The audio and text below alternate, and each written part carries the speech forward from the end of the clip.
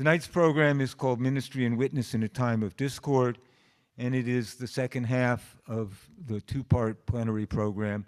Friday night we had Hope, Healing, and Witness in a Time of Discord, and tonight we will hear from four groups who have lived out some of what we look forward to in Witness. We will hear from a members of New York Yearly Meeting in the first part of the program, entitled Another World is Possible. Then we will hear from two people on immigration and ICE's efforts to deport people. We will then hear from Daniel Seeger, who will talk about his odyssey through the courts in seeking approval and recognition of his conscientious objector status. And finally, we'll hear from Yohannes Knowledge Johnson, who will talk about his life in prison and his life after prison and his Quaker connections while he was in prison. The opening part of the program, each part of the program is hopefully going to take about 30 minutes, which will let us get out of here on our scheduled time of 9 o'clock. However, sometimes friends become enthusiastic. And it is not my hope to cut off conversation and discernment and sharing of ministry and comments. But I will try to keep us more or less on track and beg now your indulgence if we run a little long. So each part of the program is supposed to take 30 minutes. In the first part, Another World is Possible, will be presented by 6 members of New York Yearly Meeting: Jens Braun of Old Chatham Meeting, Nadine Hoover of Buffalo Meeting, Jana Landau of Brooklyn Meeting, Jeffrey Nieves at Hamilton Meeting, Rebecca Rice of Saratoga Meeting, and Suzanne Blackburn of Genesee Valley Meeting. And I'll invite us all now to settle back into silent worship until they're ready to begin their segment of the program.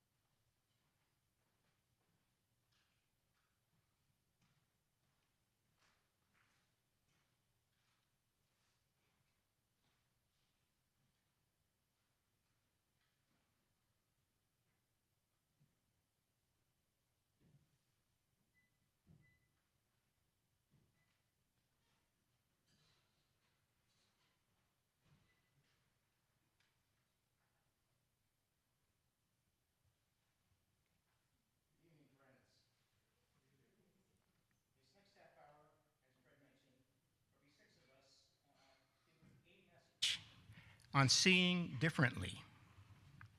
Jana will both share a message and also be passing the mic around to some of the rest of the group sitting different places in the audience.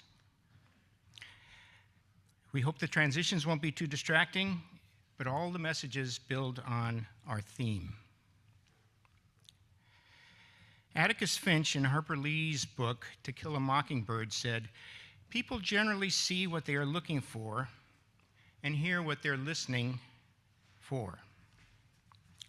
Tonight's program is largely about coming to see what we don't yet see, to hear voices we may not be listening for, and then the question, now what?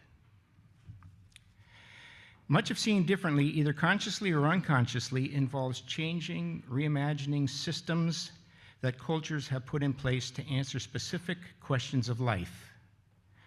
Questions in this day are ones such as, what makes us us? or not us? Is our birth certificates or our passports, immigration papers, skin color, language, place where we live, what make us us? How do families work, quote unquote?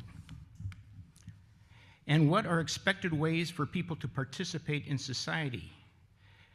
People who are seen as young or old, male or female, or something other than those two options, handicapped, clever or slow, or 1,000 other attributes we give to people. Questions like, we have some basic needs like shelter, food, stories we agree on, feelings of safety. How does our society provide for these, or should it not? What do we do with people who hurt other people? A big question. What are the priorities, the main priorities we hold up in our lives? Is it a good job, enough money, happiness, health, family, our souls? Right now, this country is wrestling deeply with groups giving very different answers to these questions. This is scary. And as Quakers, we have been given some wonderful gifts. We have some experience in listening to the Spirit and letting ourselves be moved in new directions.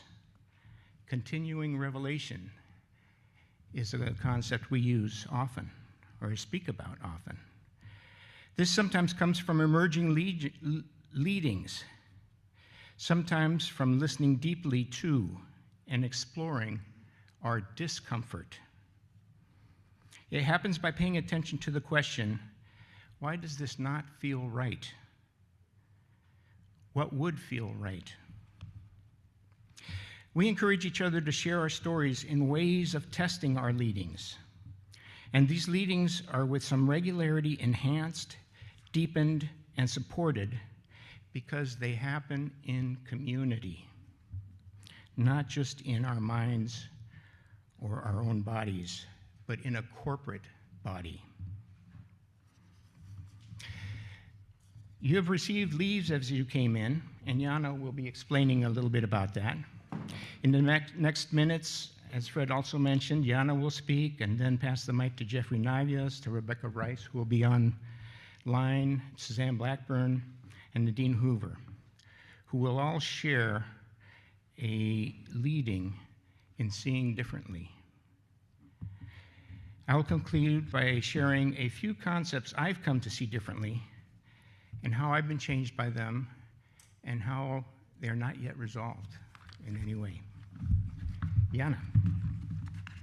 Thank you, Jens. Hello, friends. You are each spectacular, exactly as you are. I can feel your energy and it echoes into me. Your bodies are present and beautiful. You are a gift to the world and each other. Thank you for being here, for choosing to come, for choosing to listen, for choosing the opportunity for joy and abundance. Your own abundance, and that abundance we share. There is plenty, and you are more than enough. By being here, either here physically or in the Zoom space, you are allowing yourself to enter expanded thinking. Whatever doubt, fear, anxiety, sorrow, angst, anger, worries you are carrying, swirling about in, you also contain seeds of joy. Ideas, memories, experiences that tickle you from time to time.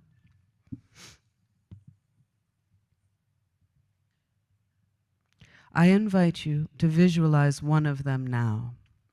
No matter how small or large, some time, something, some moment that you engaged with joy.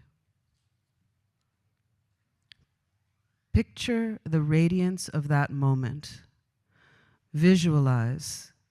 Notice what images come to you. Feelings, sensations, memories. Allow yourself to relax into an ocean of joy, to float in it. Allow yourself to connect, to be present in it. And trust that even if your imagination isn't sparkling with with ideas, it's resting, expanding, making space for joy. Wherever you are, take a moment to physically embrace yourself. Allow a circulation, the feeling of being held.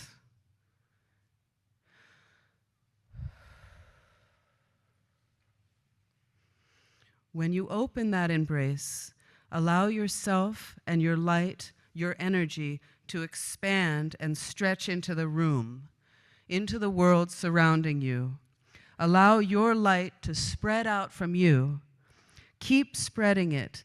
Keep letting your joyous, exuberant, loving energy pour out of your body into everything and everyone around you. Here we are, radiant beings to hold and release each other with love, grace, kindness, and joy. Thank you, friends. I'll tell you about the leaves later.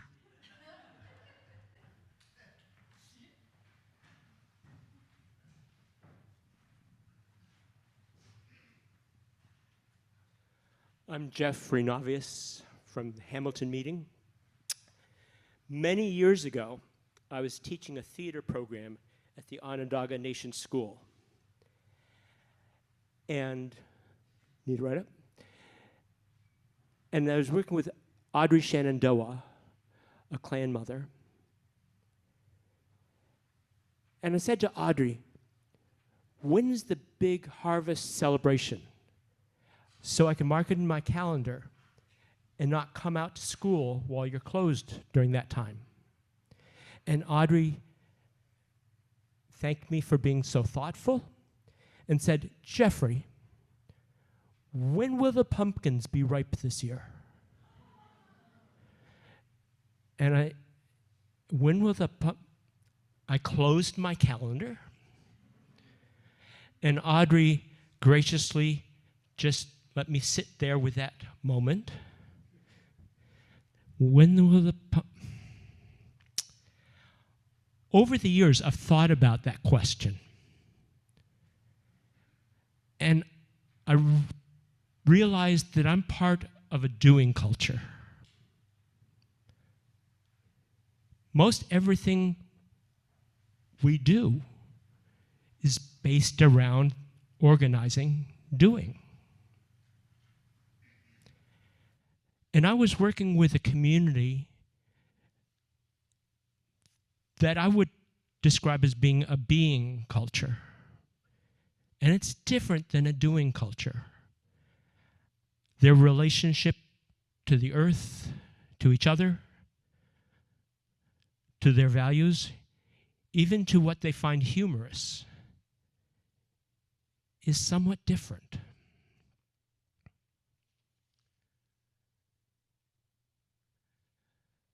Within my doing culture, things like, did you have a good day?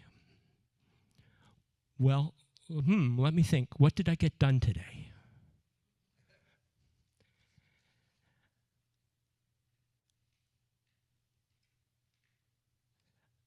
I respect and honor the time that I spent being a guest at the Onondaga Nation. I also, quite honestly, found it difficult and frustrating at times.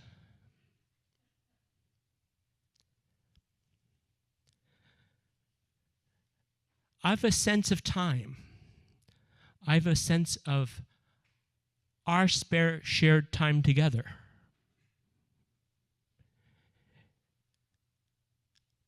One of the things that I really respect and love about Quakers is the silent meeting. It's a time to just practice being.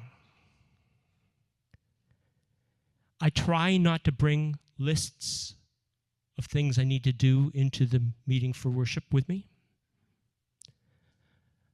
I try not to sit and wait for revelation.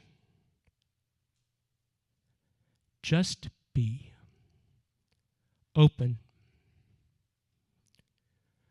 When will the pumpkins be ripe this year?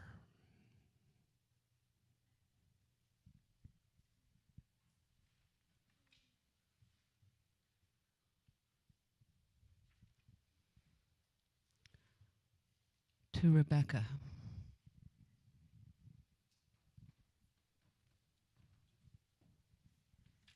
Good evening. I'm Rebecca Rice from Saratoga Meeting.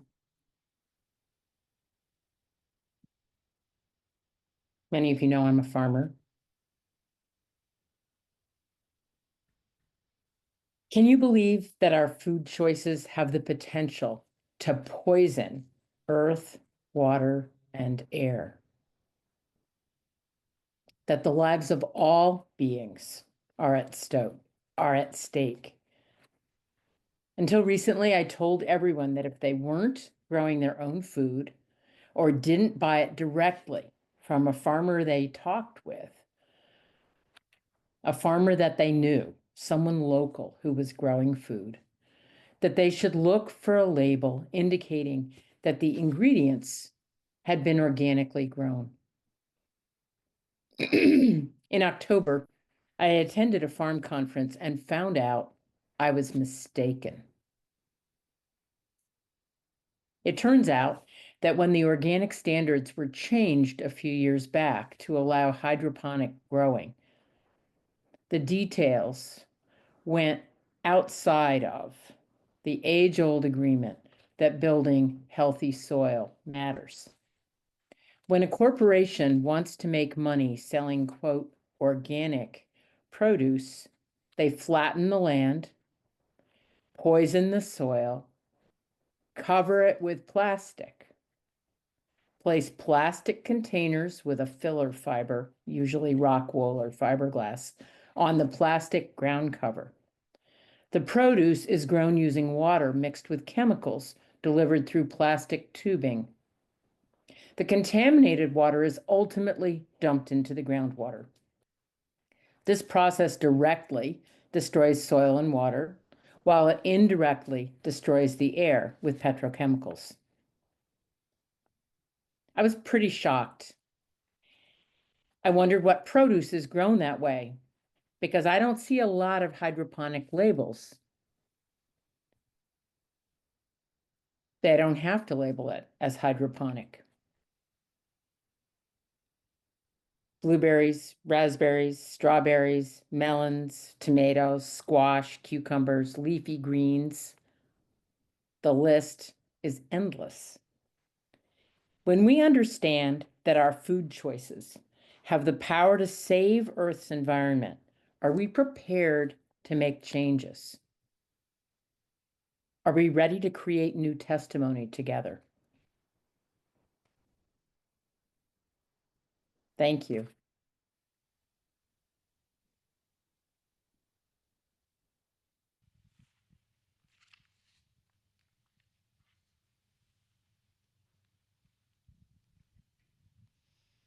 Good evening, friends. My name is Suzanne Blackburn. I'm a member of Genesee Valley Meeting and currently serve the yearly meeting as co-clerk for Prisons Committee. Prisons Committee sees an opening for transformation in the New York State prison system, and advocacy is rising up in different places in our yearly meeting. I was asked to speak about prison abolition this evening. I first heard of prison abolition from Judy Meikle years ago, but honestly, I really know nothing about it. I have the same questions that I heard this afternoon. What do we do when people are abusive or a danger to others? What is this movement about? I looked to the American Friends Service Committee's program called Our North Star, a vision for community safety beyond prisons and policing, to learn more. No one is suggesting that that all the prisons shut down overnight. We need to transform our communities in an intentional way. AFSC has identified 7 guideposts on the path toward abolition.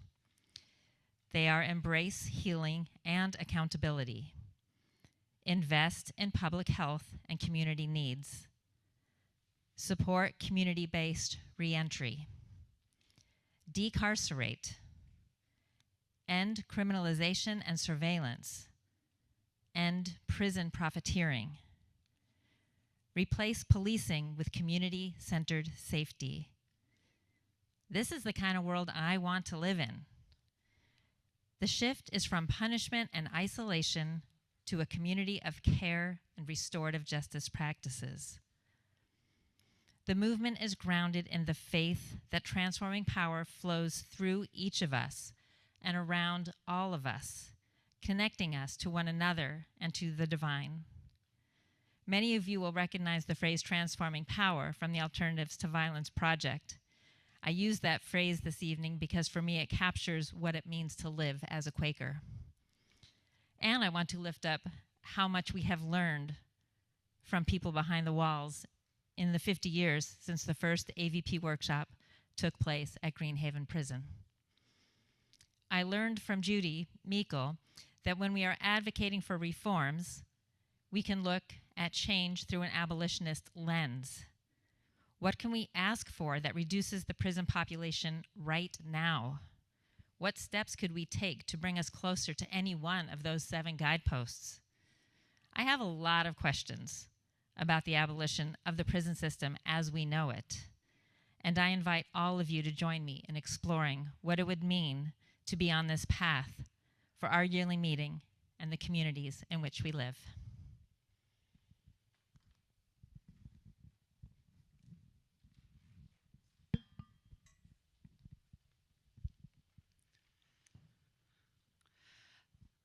Hi, I'm Nadine Hoover, Buffalo Friends Meeting.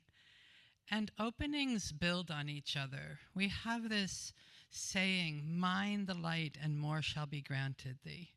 And when I get stuck, I'm like, okay, what's the truth that's working in me that I haven't yielded to?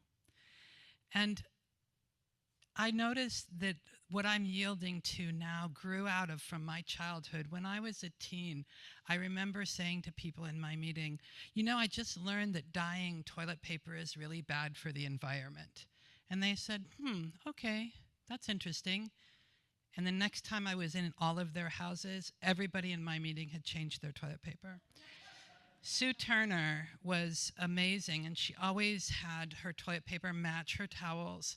And I went, and she had this really rough recycled toilet paper, and I said, Sue, you changed your toilet paper. And she said, you told us it was wrong. You know, there's the song, let us like them without a word rise up and follow thee. Quaker practice does not always take a long time if we trust the truth and we learn to yield into it. Jens Braun shared with us a time when a movie called The Upward Spiral, a homemade video, and just watching that, you have to be patient and slow, but it's a beautiful, how do you stop erosion? You can't stop that flow of water. You can't use bulldozers, but you can take a little hand trowel and go to the top of the mountain and build little fingers out and redistribute the water from the top, and it just fills in and the whole landscape comes back to life.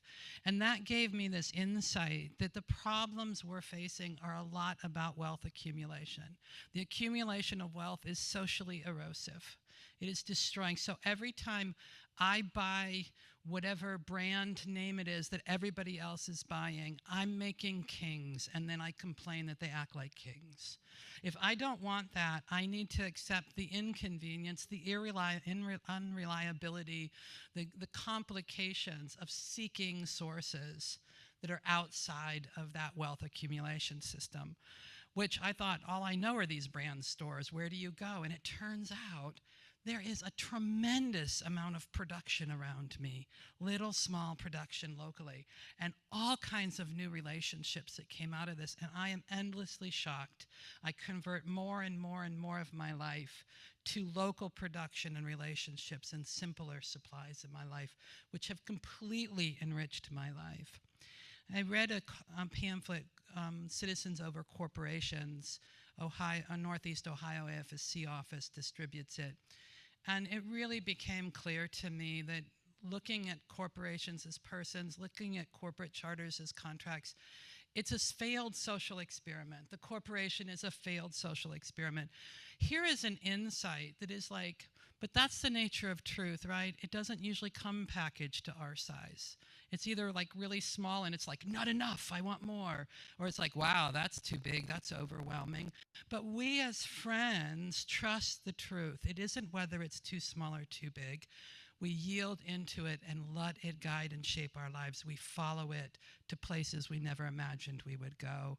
And recently I've been talking to more and more young people, either training in law or coming into the legal profession, and saying, can we create a people's contract? Could we create, kind of like the Creative Commons has different licenses to get out from underneath copyright, could we create a contract? And I've talked to my massage cream supplier, my bike manufacturer, and they're like, I would sign it if, I could, if we could meet the requirements. So it's just opening whole new realms of thinking, which I realize build on the experience of yielding into the truth over a lifetime.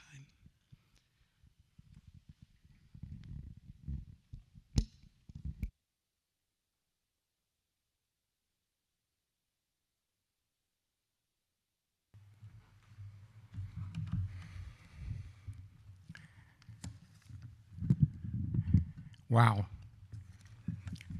It's one of the things I love about getting in conversations with friends. I find out all sorts of interests and good work and vision, and how we tend to see things a little differently. And it's good to hear about that and to share with each other about that. Thank you, all of you. So what are the rest of you seeing differently? I'd like to hear some of those things. And that's one of the great reasons for yearly meetings and dinners together. There's joy and strength in bringing nudgings and leadings to each other. We really are all in this together. We are community. Sometimes we struggle with each other's community, but we can build it, and we do build it. Let us learn and move and even dance with each other in the different realms we care deeply about. There's a Rumi quote that I like. It says, "Step out of the circle of time and into the circle of love." Now, I've looked, and I haven't really ever seen that friends have a testimony on love.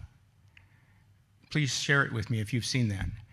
But I think it's important in our lives and together, and we do learn to love each other. Over the 375 years of Quakerism, we friends have relied on practices like continuing revelation, having clearness committees, creating space to hear promptings of the Spirit in our lives. I love these openings, which sometimes are just a crack, small things that have me thinking, and they change me. Friends, schools often talk about Quaker values using concepts like spices, simplicity, peace, integrity, community, equality, stewardship. Let's add love to that. Spices. Right up front here, I hope it can be seen on the Zoom, through the Zoom screens, is a map of Earth.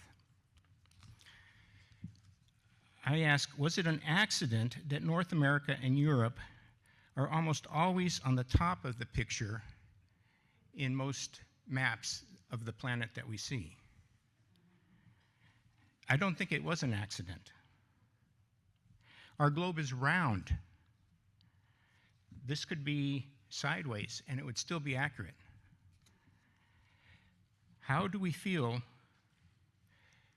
How do we feel when we're at the bottom of the map?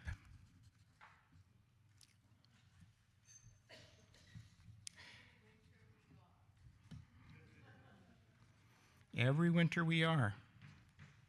I think of light from Andromeda, because I love to look at stars.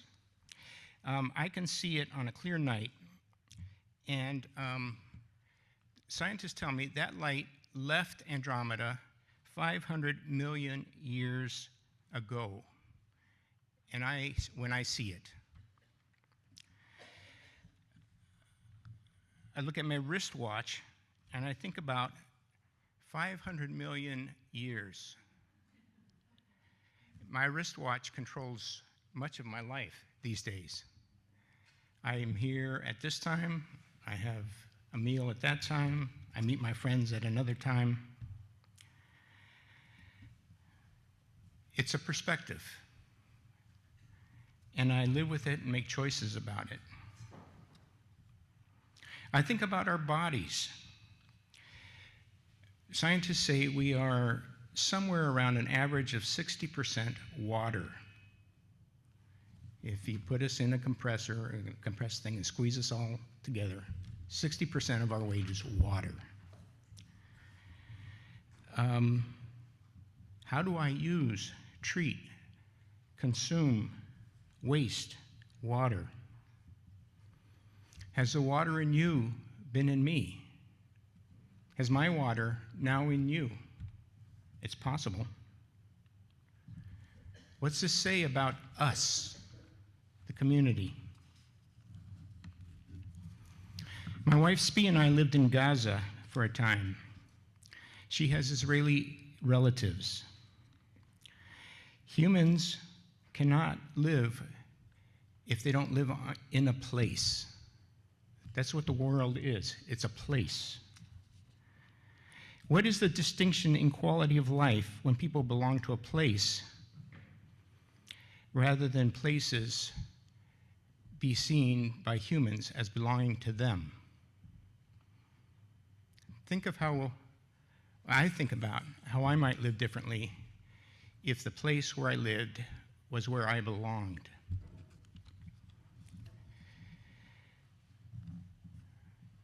These are just small nudges that I've gotten over time of, okay, now what? As I see things a little bit differently.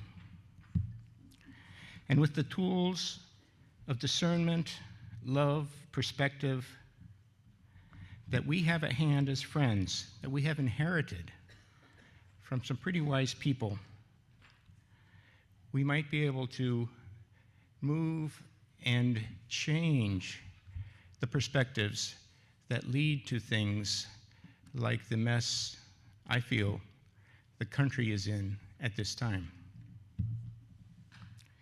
But mostly, let's care for each other and follow and share our leadings. Thank you. And thanks to the group.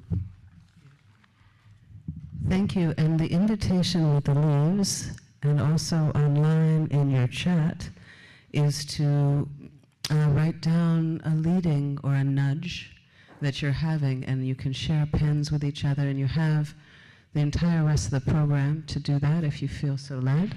And there'll be boxes by the doors to put them in when you leave the room. So this leaf is for you to write something on that you want to share with this community about leading or a nudge you're having. But really, you can write anything on this leaf. It's all good. And leave them by the doors. Thank you, friends. Thank you, Jens and Nadine and Yana, Jeffrey, Rebecca, and Suzanne. Our next presentation will be from Ravi Ragbir and Amy Gottlieb. Ravi came to this country from Trinidad in 1991, and 3 years later was given a green card as a permanent resident. Nonetheless, he was targeted by the first Trump administration for deportation because of his activism. Amy Gottlieb is with the American Friends Service Committee. For about 20 years, she worked with the Immigration Rights Project in Newark, New Jersey, 15 of them as program director. She was then the Associate Regional Director for the Northeast region, which encompasses New York Yearly Meetings territory. And after the last reorganization of the American Friends Service Committee, she is now the head of the U.S. Migration Program, one of the major elements of AFSC's work. And they are coming to us online, and I will turn the program over to them. Thanks so much, Fred, and to all of you for being with us and for the invitation. It's wonderful to see so many people and my friends at New York Yearly Meeting. Really grateful to be with you this evening. Many of you have heard me speak quite a few times about immigration issues in the US and federal policies and what we can do at the state and local levels to push for what we like to call just and humane immigration policies. I'm not going to talk about that tonight at all. Actually, tonight I'm going to talk about my personal story, my personal journey with Ravi Ragbir, my husband, sitting here with me. That's him.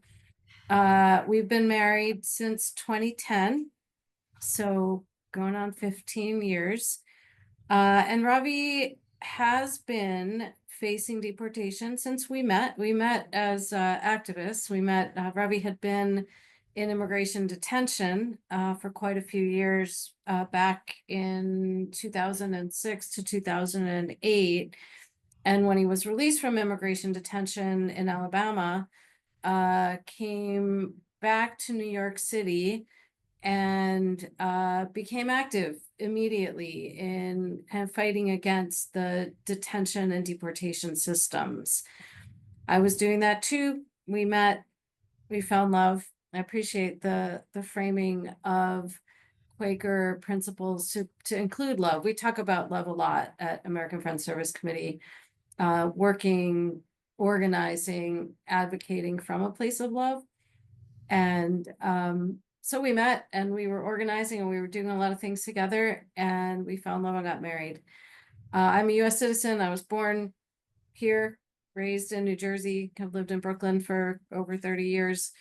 But my citizenship was not enough to allow Ravi to stay here permanently because Ravi has a criminal conviction from a long time ago. And pretty much any interaction with the criminal legal system makes a person deportable, even if you have a green card. And I'm sure many of you have seen the news now about how the government is targeting people regardless of their status. So I'm going to make this story short because it's a long one. But for the 15 years we've been married, we've been represented by the NYU Immigrant Rights Clinic. Ravi has been represented by this extraordinary legal team, but also by our community. So Ravi's here today, sitting next to me. I'm going to just give you the punchline now, so you kind of get the good part of the story.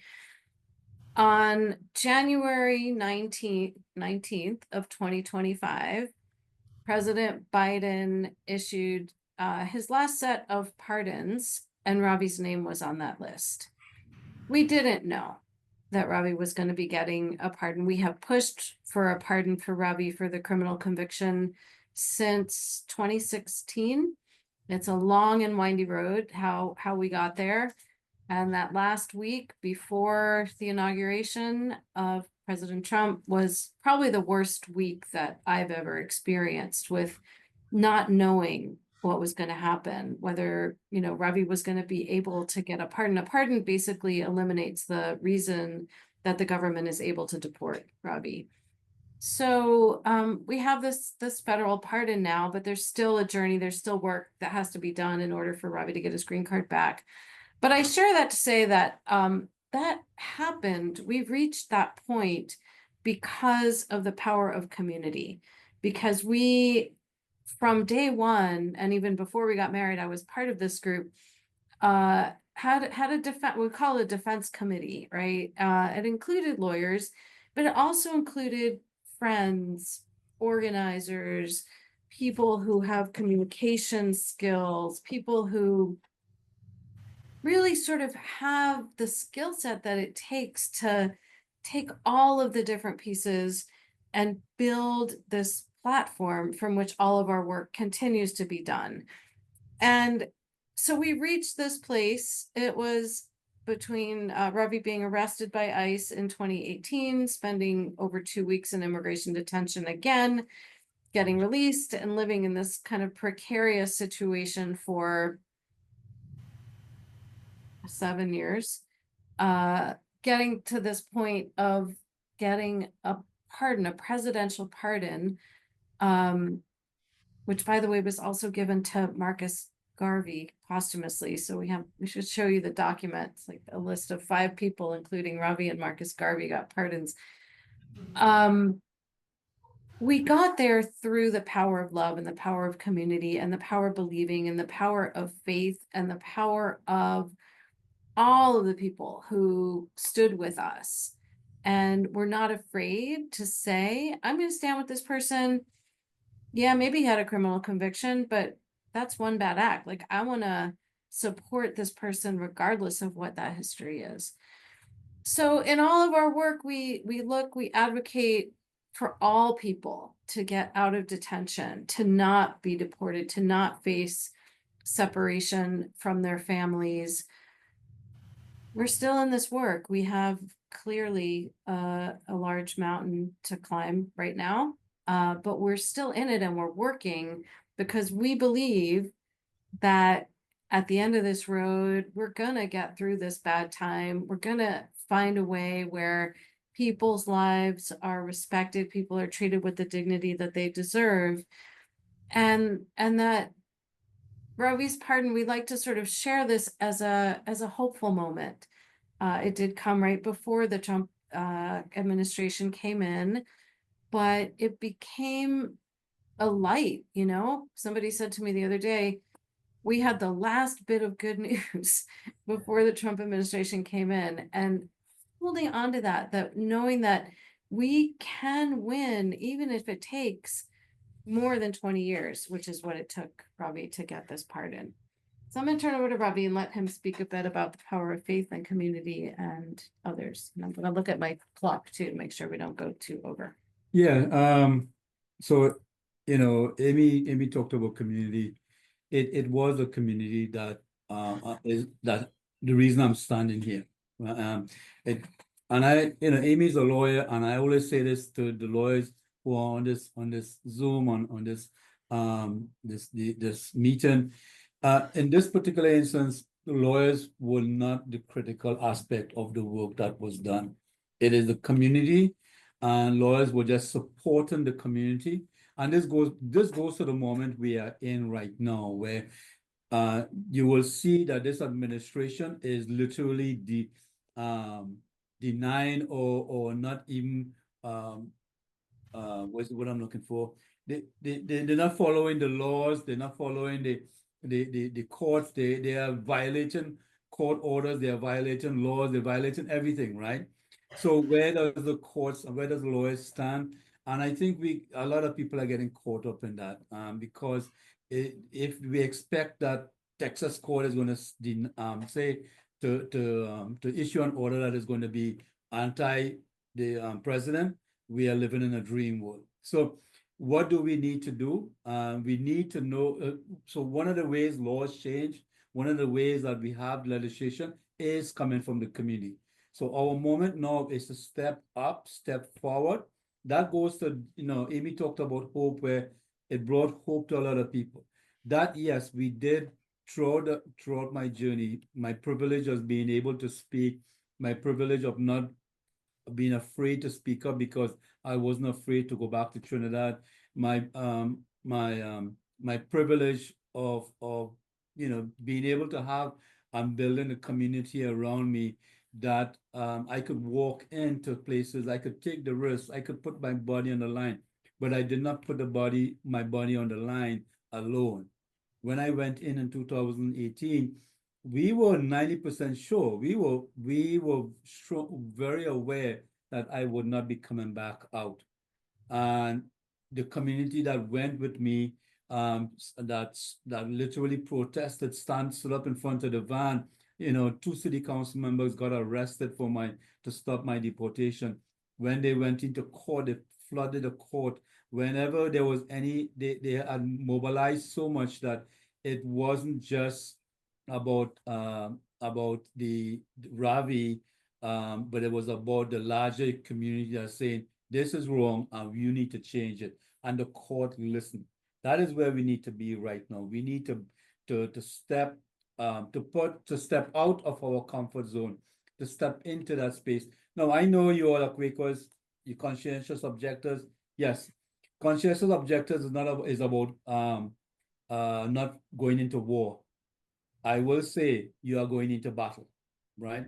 So I want you to be mindful that the words I'm using are strong words. So when I say battle, I don't mean I mean a battle of principles and values and systems, democracy and our own rights. That is the battle we are facing right now, and we are close to losing that because he has already violated many of the rules. So what is it that we need to do? Now I looked at your three what's the word I'm looking for? Themes: dare to hope, dare to heal, and dare to witness. I agree with the dare to hope. I agree with the dare to witness. Witnessing is a very powerful word. Part of that is because when we witness to the universe. So it's about our presence, our being there, that is very, very important, and that we need to be ever present. So when we say battle doesn't we are not talking about fighting. We're not talking about physical confrontation. We are talking about stepping into the battleground, witnessing what is happening, and also putting our bodies there, that we are going to stand up for the communities that are impacted. So when we are putting our bodies on the line, we are thinking that this is about immigration, migrants, the inhumanity, the injustice, all of those very powerful, strong, intense words. There's also a larger issue that we are facing right now. This is the precursor to 1940s, right? And this is a test. This is a pushing back at everyone, that you make them the other. When you make them the other, then you can do whatever you want to them. And when you're doing it to them and you're violating the rules of the law of the land, and nobody's stepping up to protect that community, then you can take it one step further, because you've already taken away the rights of that protected those people. And that's where we are. We are seeing that happening. So it is not just about Mahmoud. It is not just about Ravi. It is not just about Tal. It is about you yourself having now to stand up and protect yourself, because if this comes down to the position where he knows he can violate and nothing is going to be done, we are all going to be facing a bigger crisis of this country is not your own. This country is not ours anymore. I could go on about that, but I need to let that settle, because this is where we have to be prepared. I also want to talk about dare to heal, because that is very important. And many people have told me, including Amy, I need therapy, right? And many of you guys, I do need therapy. I have been suffering from PTSD. As a migrant, as an immigrant, you all know what PTSD. Well, actually, you don't. PTSD, which is where most people will say is post-traumatic stress syndrome. It is not for immigrants. It is perpetual traumatic stress syndrome, because we are ever living in that moment, especially now where one person talking about the Secretary of State can just say, hey, I don't like Mahmoud, what Mahmoud is saying, and he can take away that visa without due process. And simply that runs down the line where any immigration officer can look at somebody and don't like how they look or they interact when they come into the country and say, I'm taking away your visa. What does that person have to do to protect themselves? That is where we are going to. The healing part, whenever I still have that noose around my neck, what am I healing from? Am I going to be coping? Am I going to be, is it about feeling good? No. So I want us to be mindful of the dare to heal to a community that is terrified and actually because if it applies to you, yes, that I agree with that. But we are not in a position where it applies only to the Quakers. We are now in a position where it applies throughout the country. And as you see, everyone is being attacked. Everything is around them is going to be burning around them. So we as ourselves are going to be facing that. I want to wrap this up on what you can do. I'm the New Sanctuary Coalition. I ran that. There are many things you can do. You can start understanding your role in this, where you will be witnessing in immigration court. You can be accompanying people to their check-ins, which they're saying even the attorneys cannot go in with their clients. We need to change that. You are going to have to help people with their paperwork. There are many things you can do in this moment where they're using the immigration as a grounds for violating more rules and changing the rules so that they can control everything that is happening. Immigration is not the issue, and I want to end here. A New Sanctuary believes no one should be deported. So there's nothing about what language, what culture, what your sexuality, what your history. We believe because the immigration law is wrong, it's racist, that no one should be upholding a racist law, and therefore we believe no one should be deported. I will stop here. Thank you.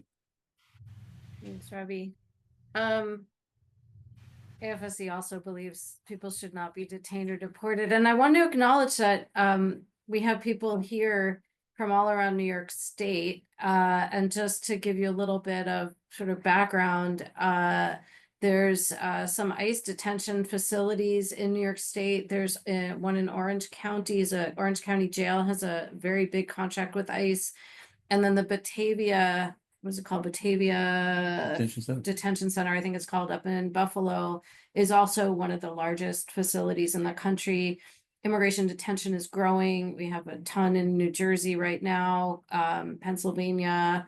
I'm sure many of you have read a lot about this, but to say that if you are in a community where there are contracts between the local jail and ICE, there may be opportunities to visit or to provide connections for people who are detained there, because immigration detention is one of the most isolating experiences that anybody can possibly have. I mean, Ravi has shared with me, and other people have said that between, serving prison time for a criminal conviction and serving time in ICE detention, the criminal sentence is a concrete time-bound sentence, right? You know when you're getting out. For immigration detention, it is basically indefinite, and because there's supposed to be civil detention, they're sort of not managed with any kind of controls or regulations. So the conditions are horrific, and people have actually fewer opportunities for programs. Like if you're in immigration detention, you're not going to get access to an AVP program, for example.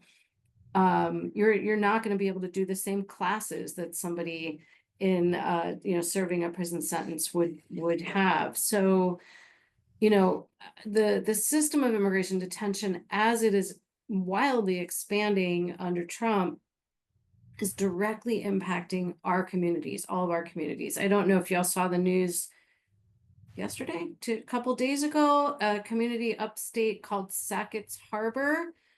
And I don't know if there are any Quaker meetings up near there, but a child was a mother and her 3 children were arrested by ICE on a dairy farm.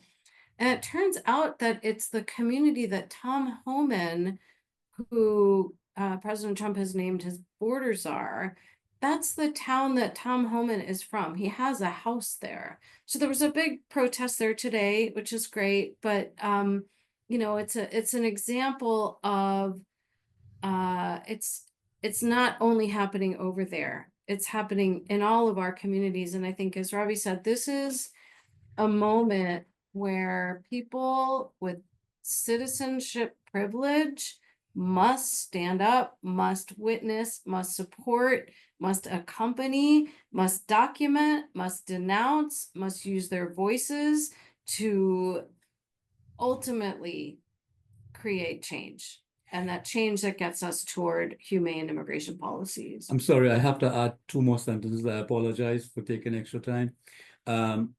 She's gonna time me because when I say 2 sentences, she normally thinks I run longer. Immigration is a civil proceeding and it's under the Immigration and Naturalization Act. And the lawyers, my wife and every lawyer will disagree with me.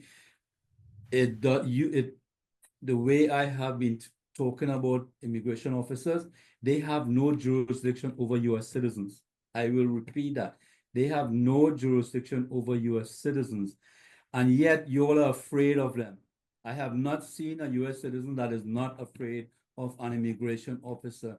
And that if they tell you to do something, you need to cower and accept what they say and do everything they say. So you open the door or you talk, you give them your documents. Immigration, the way I interpret it, I'm not a lawyer, I'm glad that I'm not a lawyer, does not have jurisdiction over US citizens, which means you have a lot of work to do, a lot of ways you can protect people, and a lot of things to learn to take back your power and to reduce theirs, because they intimidate you into cowering. That is how they get their power. And I'm saying that you need to learn how to take that back. And if there are any ICE officers in this, I am saying this everywhere. I have said it publicly in front of in Foley Square at 26 Federal Plaza, because they need to know we are going to be standing on those principles and values as US citizens, especially to fight an injustice system. Thank you. Sorry to extra time. Yeah. So you can check out afsc.org for things you can do to support immigrants or to connect with AFSC. And if you haven't joined us, we have monthly meetings on the 3rd Tuesday, webinars in the evening, 8 p.m. to 9:30 p.m., 3rd Tuesday of the month. Or you can connect with New Sanctuary Coalition if you're interested in supporting the work that Ravi's doing. And I think we should just open it up for Q&A. Is that right, Fred? And thanks so much. Yes, we'll do a little bit of Q&A now for the other presentations, because Amy and Ravi, I believe, will be leaving and will not be able to stay till the end of the program. We'll do questions in ministry now, and for the other presenters, we'll do it at the conclusion of the final presentation. So yes, people online, if you want to raise your digital hand, people in the body, please stand or raise your hand. We will have a microphone runner if you have ministry or comments or questions. If there are no questions, we did a bad job. This should be so complicated and so confusing that you should have a question. So I apologize for not doing a proper job. Lisa, you should have a question. Margie? That's funny. Hi, it's Lisa Gausch from Westbury Meeting. Hi. Hi, Lisa. I just want to say that it does affect everybody. Ravi talks about PTSD, and Amy and Ravi know that I was there when Ravi was arrested and threatened with deportation, and I suffered PTSD as a result of that. Wasn't so much having you pulled, although that was so sudden. It was the response of the police, and watching the city councilman actually being pretty much assaulted by the police right in front of me, and seeing the inordinate police response to a bunch of pretty much mostly, white-haired Quakers and others similarly sentimented who were there that day. I still hesitate when I'm near 26 Federal Plaza or Foley Square as a result of that.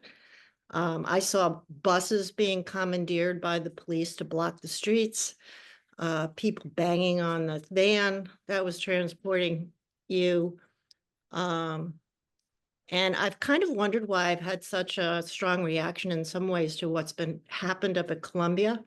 And I know that I have a hypersensitive reaction to the police having been called onto that campus because of what I witnessed that day with you.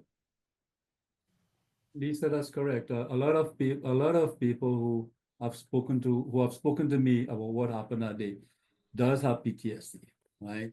And they said they hesitate to come out to a rally like that because it was so intense. And I think the reason why you felt so hypersensitive what happened in Colombia is you see the same thing, you see the same injustice that is happening where they just take Mahmoud away without why? Because he didn't do anything. There was no violence. He just spoke about it. He was just protesting about this. It was all peaceful. And yet they took him away and he's in detention.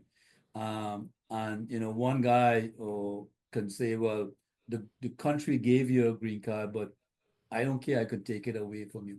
But I would say that you are feeling that because you have actually been part of a very, very intense protest, which happened in 2018. Lisa, I'm sorry, I wasn't there. I was in the van. I didn't feel what you felt. It's a bad joke because I was feeling it from a different point of view, but you all have felt it much more intensely than I did. And without you, I've said this to you and everyone, without you, I would not be here. So I acknowledge, and I so much appreciate your presence for me and your support for me. Thank you very much. Janine has her hand raised online.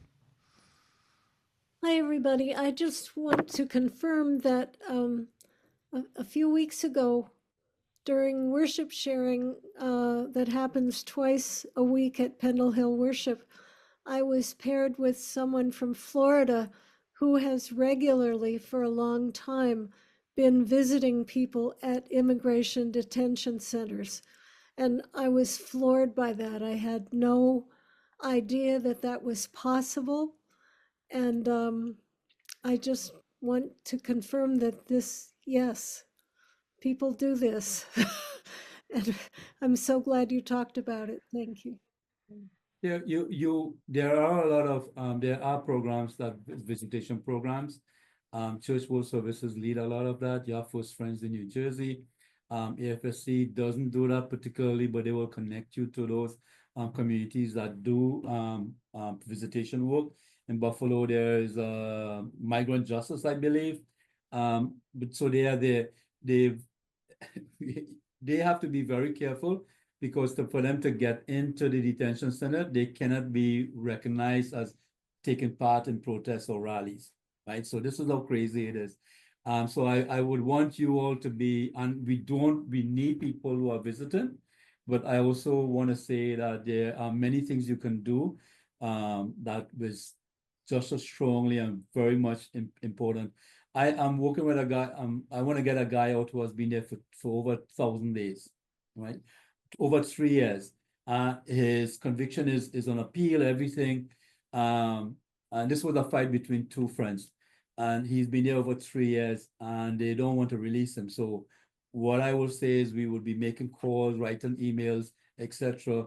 As a form of not only protesting, but actually accompanying him and showing the deportation officer that there is a large community and we are going to start speaking up about this. But I'm sorry, yeah, but reach out to AFSC if you do want to visit detention centers. There's over 300 detention centers, so there is someone close by too.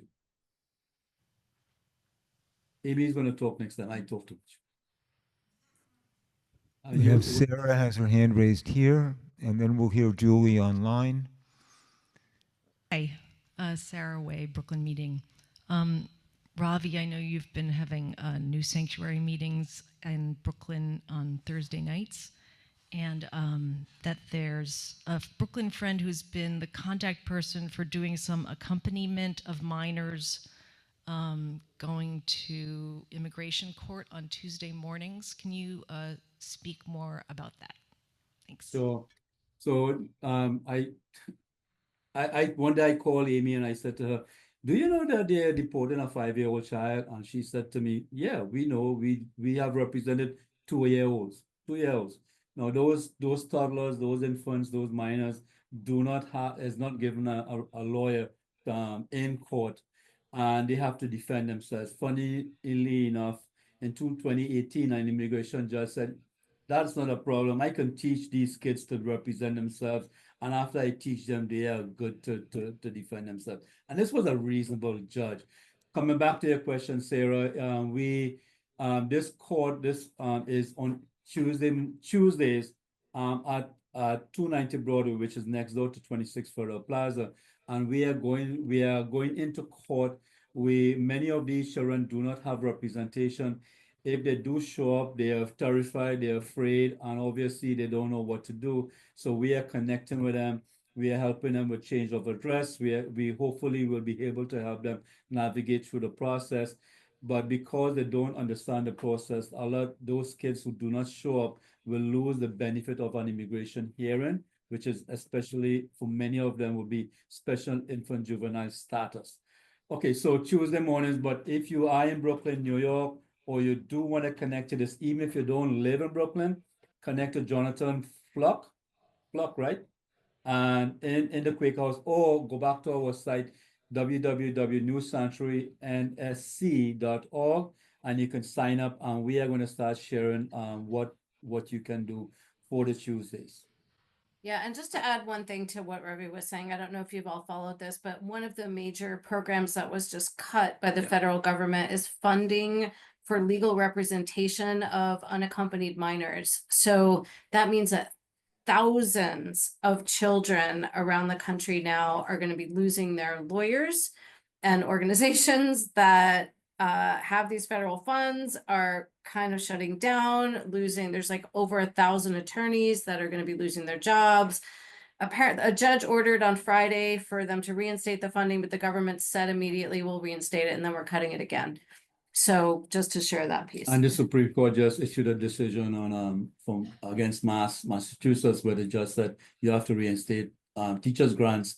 So I'm not positive that they will get the lawyers will get these grants back. Someone else has a hand up. Julie? Julie online. Julie. Hi, I wanted Please to. introduce yourself in your meeting before you start.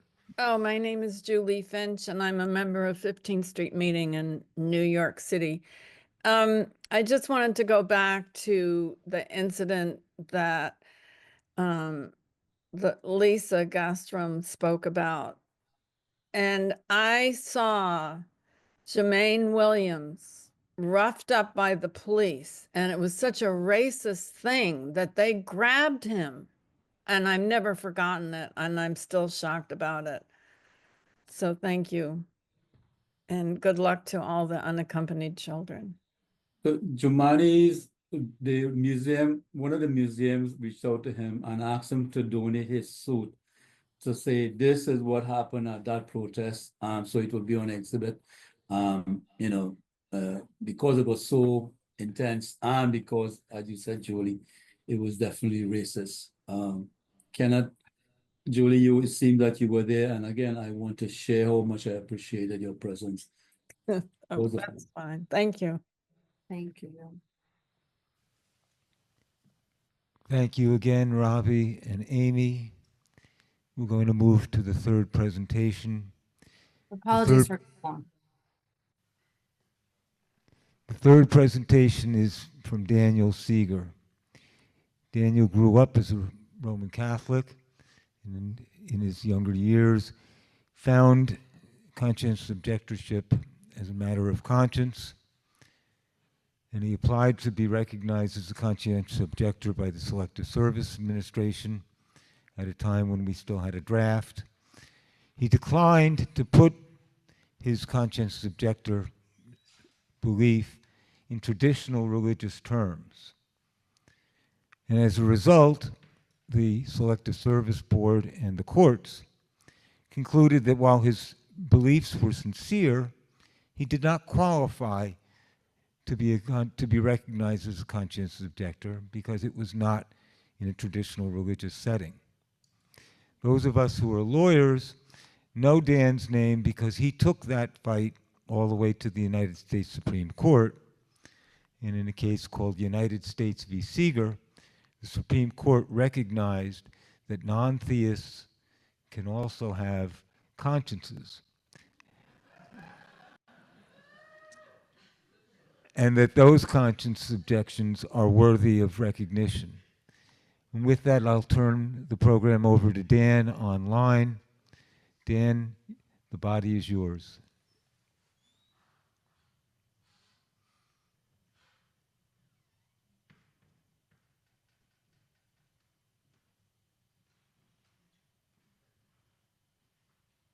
Can people hear me? Am I unmuted? Good, thank you. It's very nice to see you, friends. I've been a member of New York Yearly Meeting for many years, and it's wonderful to see some familiar places online and some interesting new people as well. And I especially enjoy sharing the program with other members of the AFSC family, Ravi and Amy.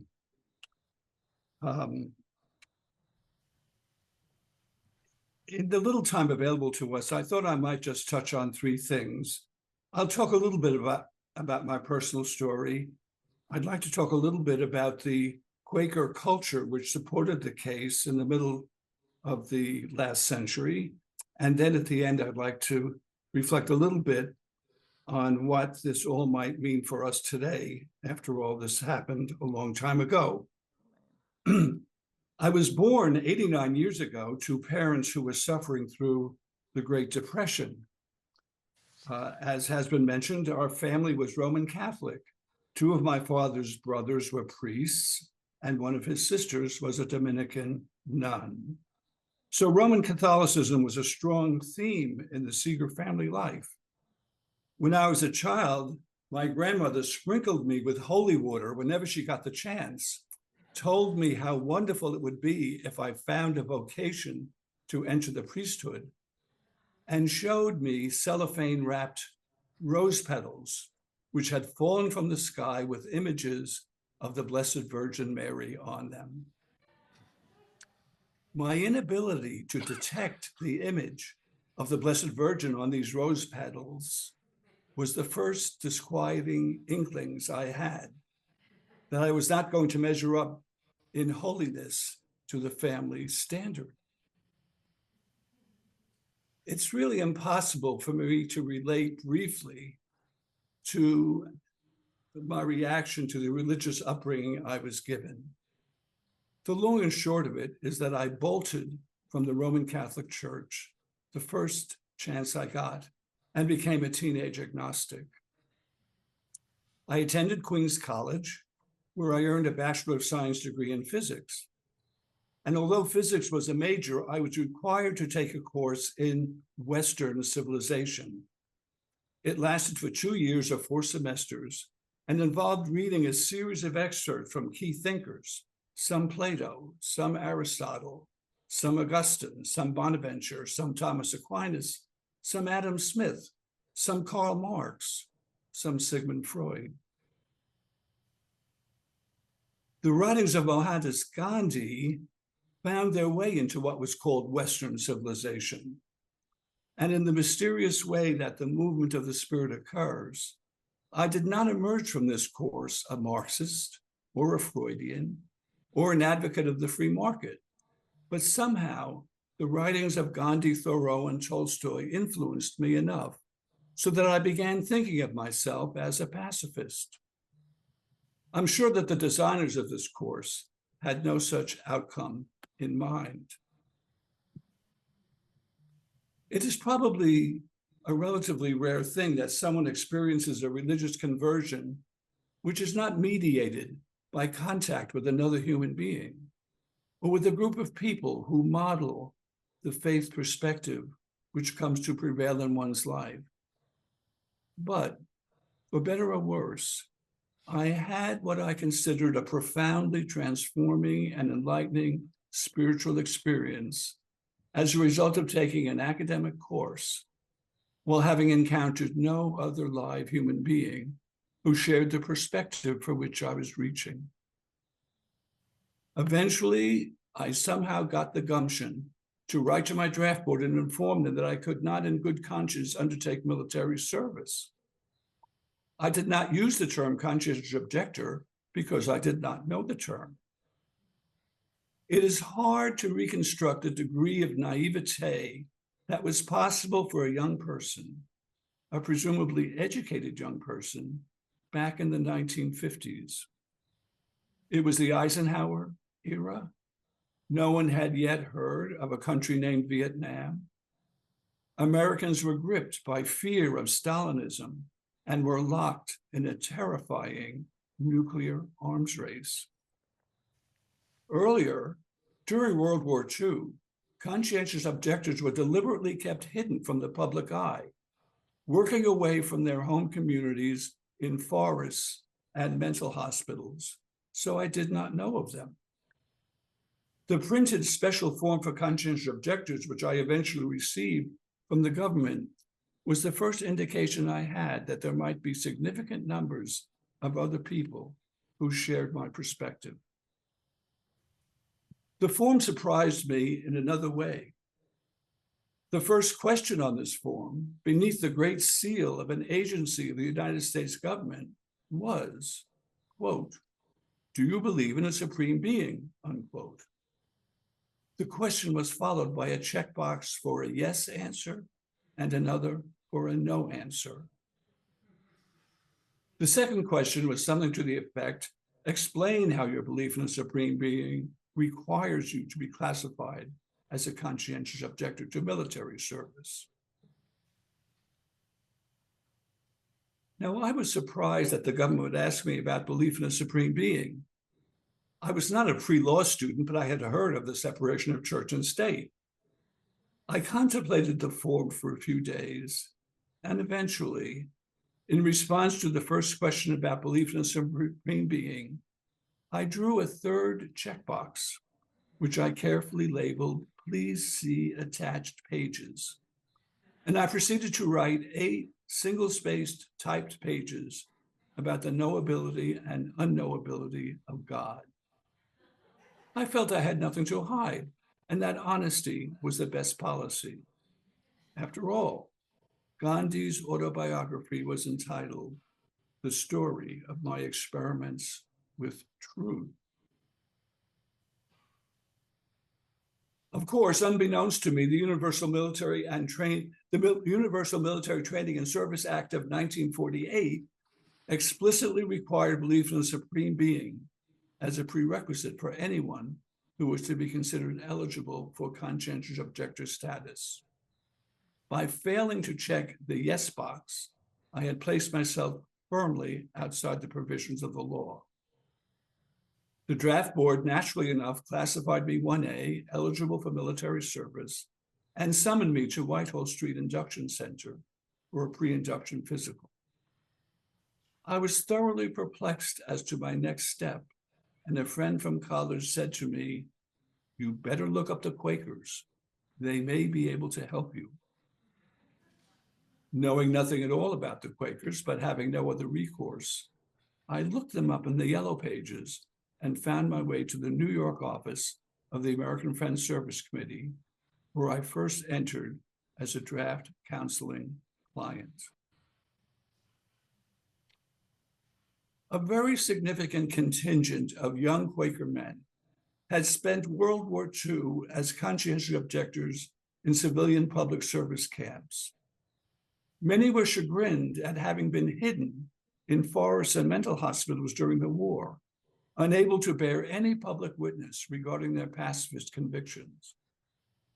Emerging from this experience, they populated the staff and committees of the American Friends Service Committee, which soon had 10 regional offices spread around the USA, as well as additional program offices in the USA and around the world. As the United States' relationship with its erstwhile ally, the Soviet Union, quickly soured, as a nuclear arms race threatened the survival of the human family itself, as the United States became gripped by fear of being betrayed from within by local communists, the CPS camp Quaker alumni became more convinced than ever of the relevance to the human condition of their pacifist convictions and their traditions of equality and social justice. They launched through the AFSC an ambitious work camp program for young people and ran summer family camps at which a growing constituency of concerned people gathered to listen to pacifist and civil rights speakers and to generally reinforce each other in their convictions. And in 1955, the AFSC published a pamphlet entitled Speak Truth to Power, which foresaw the baleful results of a foreign policy based on alliances with any dictator who described themselves as anti-communist. This spiritually profound and cogently stated argument achieved a very broad readership and was respectfully reviewed in many mainstream publications. So this was the vital Quaker culture into which I naively dropped like a space alien, clutching my 8-page essay seeking draft counseling. For the women and men of the CPS camp generation, the passage of the Universal Military Training and Service Act of 1948, the first instance in United States history of peacetime conscription, was a special challenge to their convictions. They advocated for conscientious objector position wherever they could get a hearing, especially in colleges, and were always ready to offer advice and counseling to anyone inclined to respond. While Quakers themselves were achieving conscientious objector status more or less routinely, they were constantly encountering in their peace work non-friends whom they regarded as sincere objectors, but who were getting tripped up by the dogmatic supreme being test and the religious training and belief requirement. My 8 pages appeared to offer a unique opportunity, because although I had declined to affirm belief in a supreme being, I did claim to be religious and did claim that my objection to military service was spiritual in nature. So, the Quakers thought, if there was to be free exercise of religion, how could the government dispense a draft classification to people of some religious beliefs while denying it to people of other religious beliefs or of no religious belief?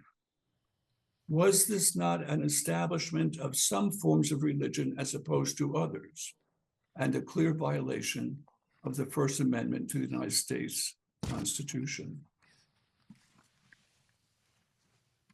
The upshot of all these considerations was that the Friends asked me if I would agree to the launching of a legal challenge to the constitutionality of Section 6J of the Universal Military Training and Service Act of 1948, based on my 8-page essay.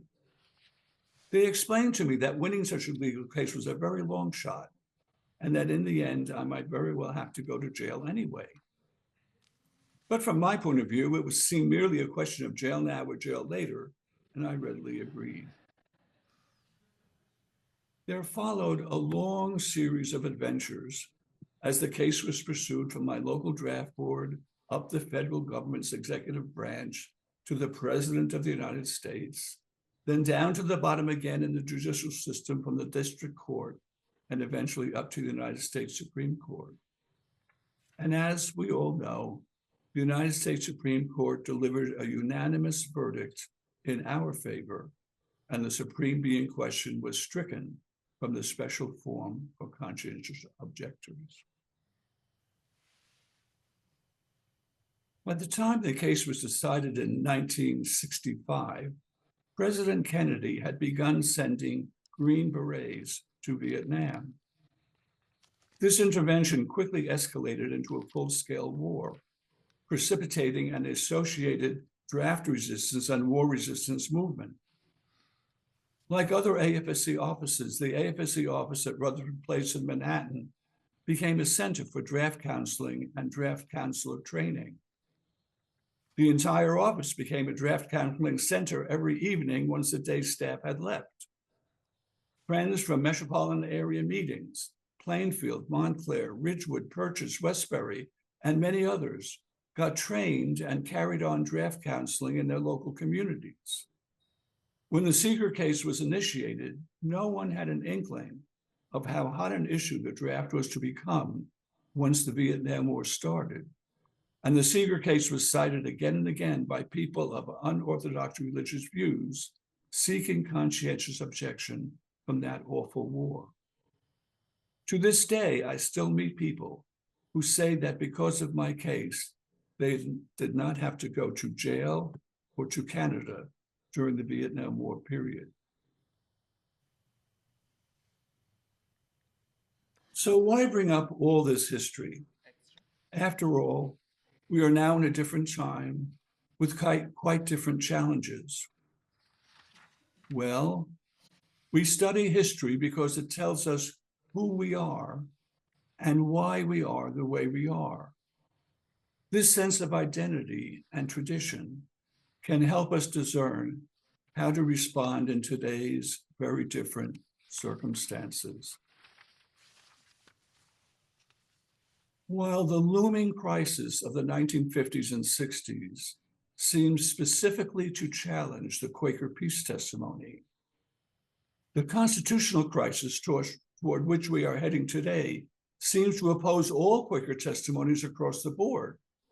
Each of the so-called Quaker spices can be subsumed under what has become the disparaging epithet of wokeness.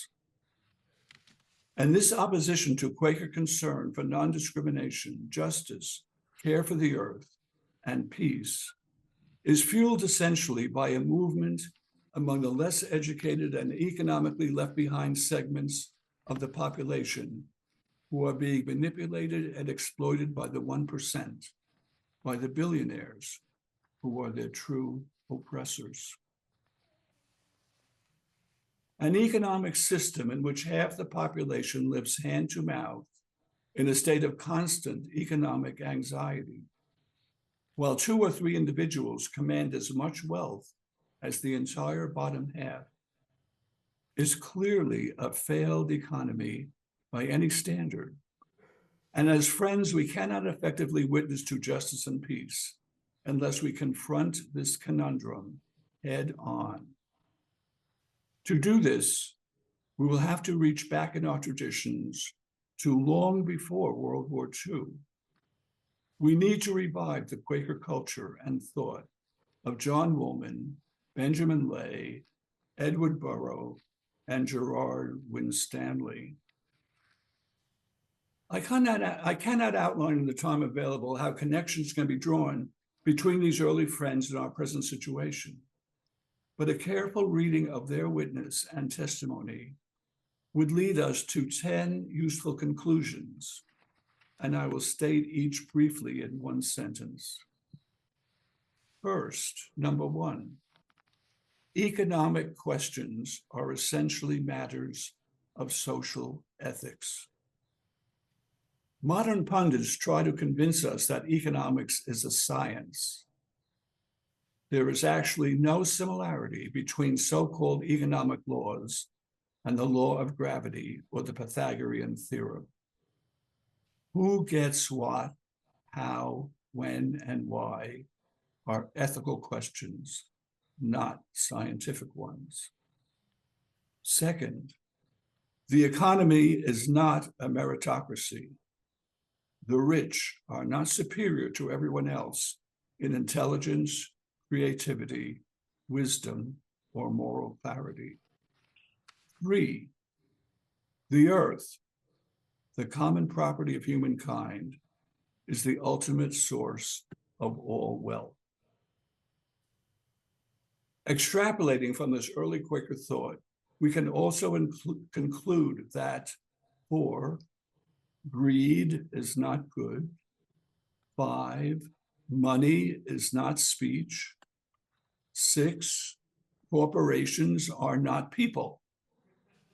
The idea that corporations are persons has distorted jurisprudence in the USA since a Supreme Court decision rendered back in 1886. This is like declaring a chess match or a soccer game to be a person. It is absurd.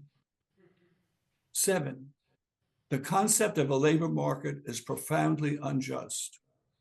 It reduces the human person to a mere commodity, an object of supply and demand. If the wealthy do not see a way to increase their assets by employing the worker can be dispensed with. This is a profound spiritual flaw in modern economic life, which distinguishes it from the ages-old trading and bartering practices of previous civilizations. 8, blaming immigrants for Americans' economic woes is a deceptive tactic.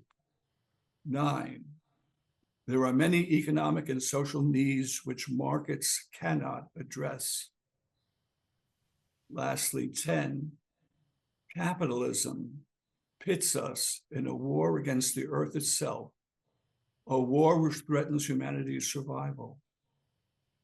There is no hidden hand of the market which tells us when to stop exploiting the earth. So, the job that is given to us, we did not choose it, is to lay the foundations for a new civilization. We must not undertake this work with sadness, resignation, anxiety, or desperation, for that would taint the result. Let us rather proceed with joy, confidence, and hope. For truth is never without its witnesses. There are always discriminating and responsive people, willing to join with others in the decent management of our common human affairs.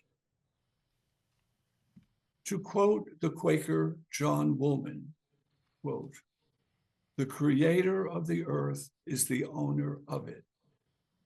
His tender mercies are over all his works. And so far as his love influences our minds, so far we feel the desire to take hold of every opportunity to lessen the distresses of the afflicted and to increase the happiness of the creation. Wealth is attended with power, by which bargains and proceedings contrary to universal righteousness are supported. And here, oppression, carried on with worldly policy and order, clothes itself with the name of justice and becomes like a seed of discord in the soil," unquote. Devising a just social and economic order for the future will be an exercise in social ethics and spiritual vision. It is a work which will bring joy and fulfillment, but it will involve effort. God, the creator and owner of the earth, both enables us and requires things of us. The civilization of the future cannot be rooted in greed and self-centeredness, but must acknowledge the divinely ordained interdependence of all parts of the earth. Let us then strive to ensure that human laws and arrangements become consistent with the fundamental truth of things, so that they express what John Woolman calls the regulations of universal love.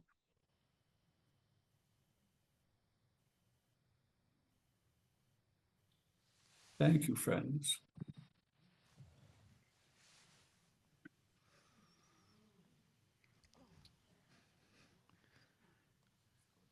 Thank you, Dan.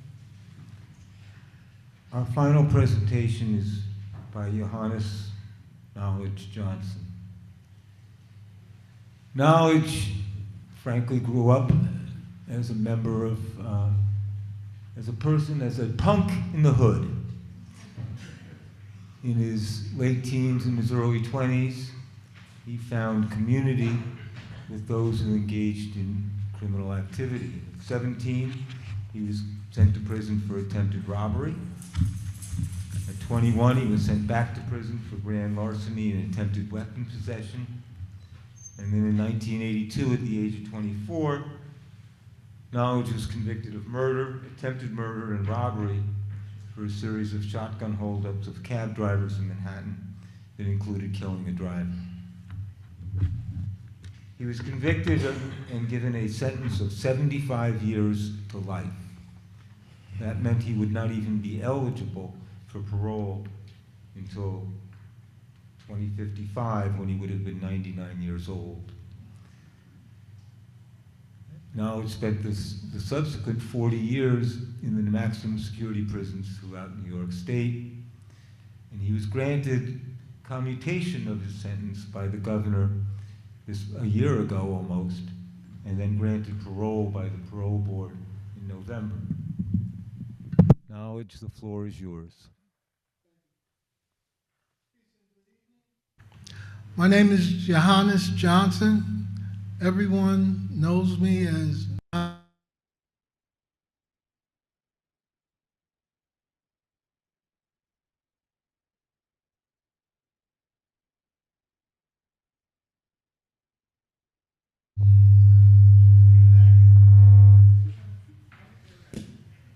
one of the many that have contributed to the high rate of crime in our neighborhoods, and having an assaultive nature, and just having no sense of direction nor responsibility in my upbringing. I come to you this evening after having served a prison sentence of approximately 44 years because of my involvement in a series of crimes that involved the loss of life of one of the victims. The experience of being responsible for the loss of life, as well as the consequence of spending decades in a 6x9 enclosure with no realistic view for release from said enclosure, is enough to drive a person insane.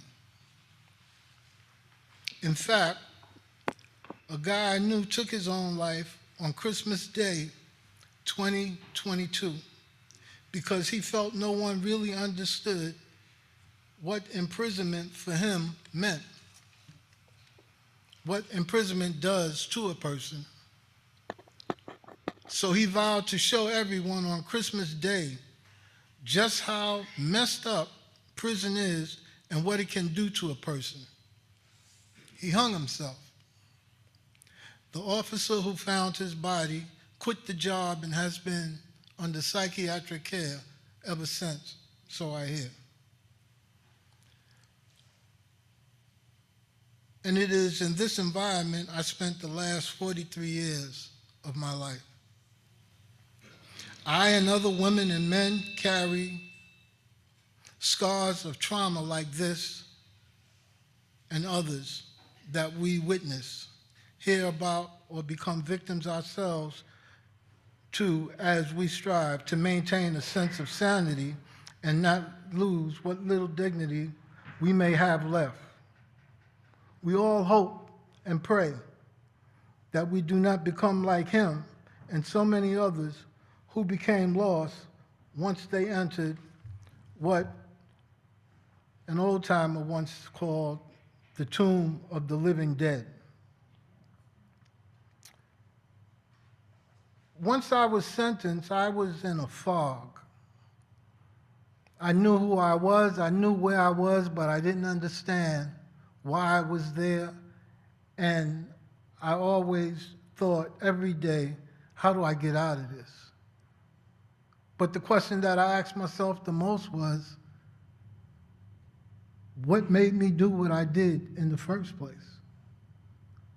What was it that caused me or allowed me to think that I could do the things that I've done and walk around as if it was all right and that it didn't matter as long as it didn't happen to me?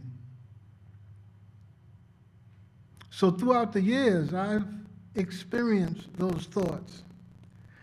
And in 1985, 87, I seen a group of people walking through the state prison one day.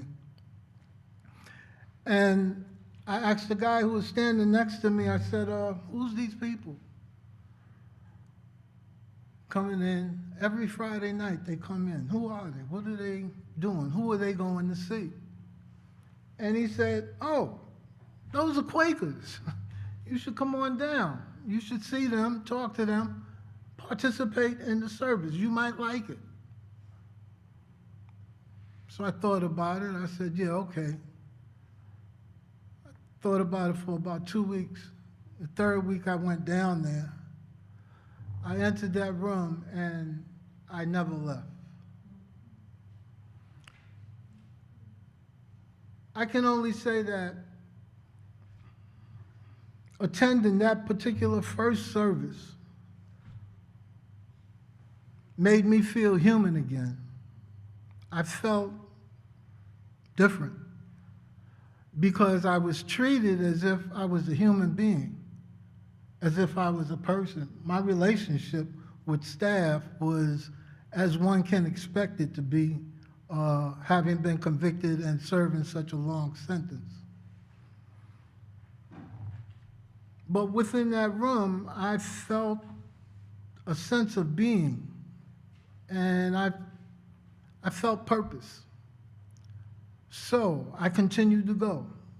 I continued to go.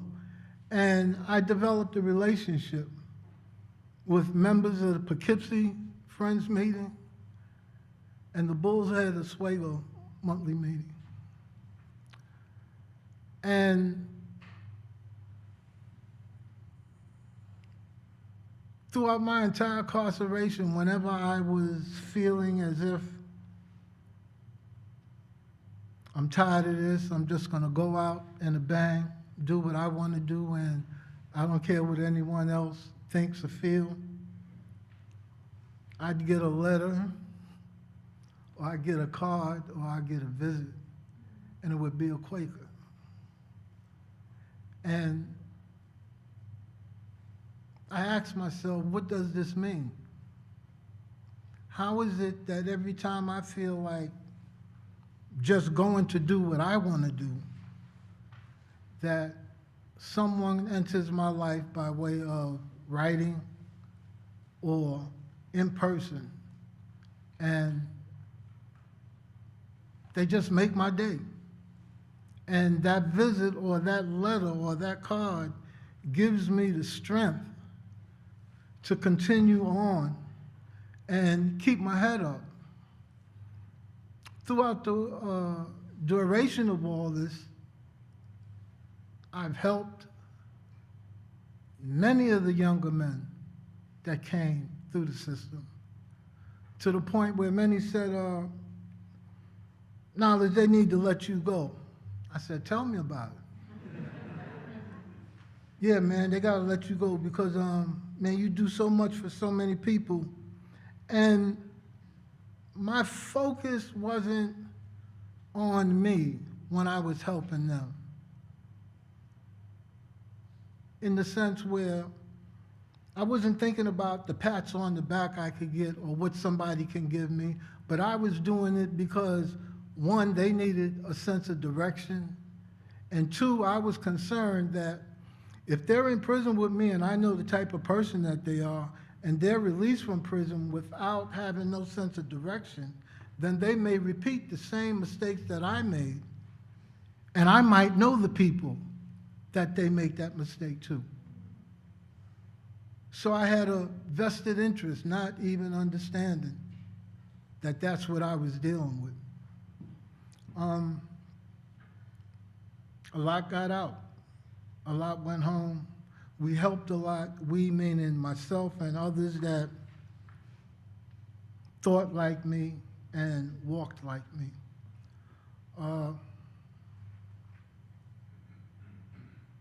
Time passed.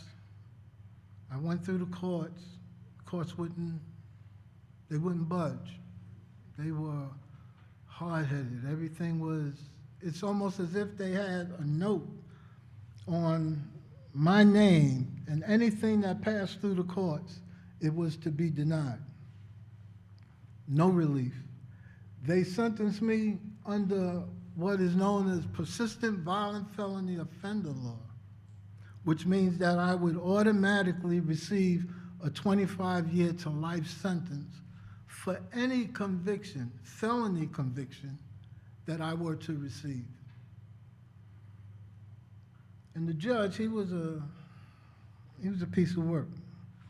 But I had to look at the other side, that it wasn't just about me. A person lost their life. That, when I came to my senses, that was a real hard, bitter pill to swallow. And it still bothers me today, because that's not something that could ever be returned. I can't give that back. And so my contribution was to whatever program I participated in or involved myself in or sponsored, I would dedicate it to the victim. And I wrote his family, and I received word that they received the letters that I wrote, but there was no response. And I can understand that, because I would probably feel the same way. But I did it anyway, and I do that even before I get up here to speak to you.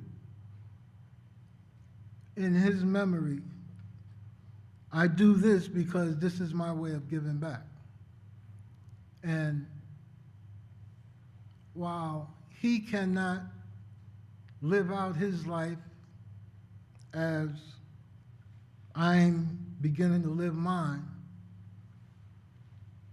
I can remember that and pass it on and make sure that those that I do come in contact with be mindful of some of the things that you ask for in life, because everything might not be a pot of gold. And that was my objective back in 1980. The courts didn't do anything for me. And the Quakers are keeping me up. Keep your head up. Keep your head up. Stop slouching. It's gonna be all right. And I don't understand none of that. How is it gonna be all right?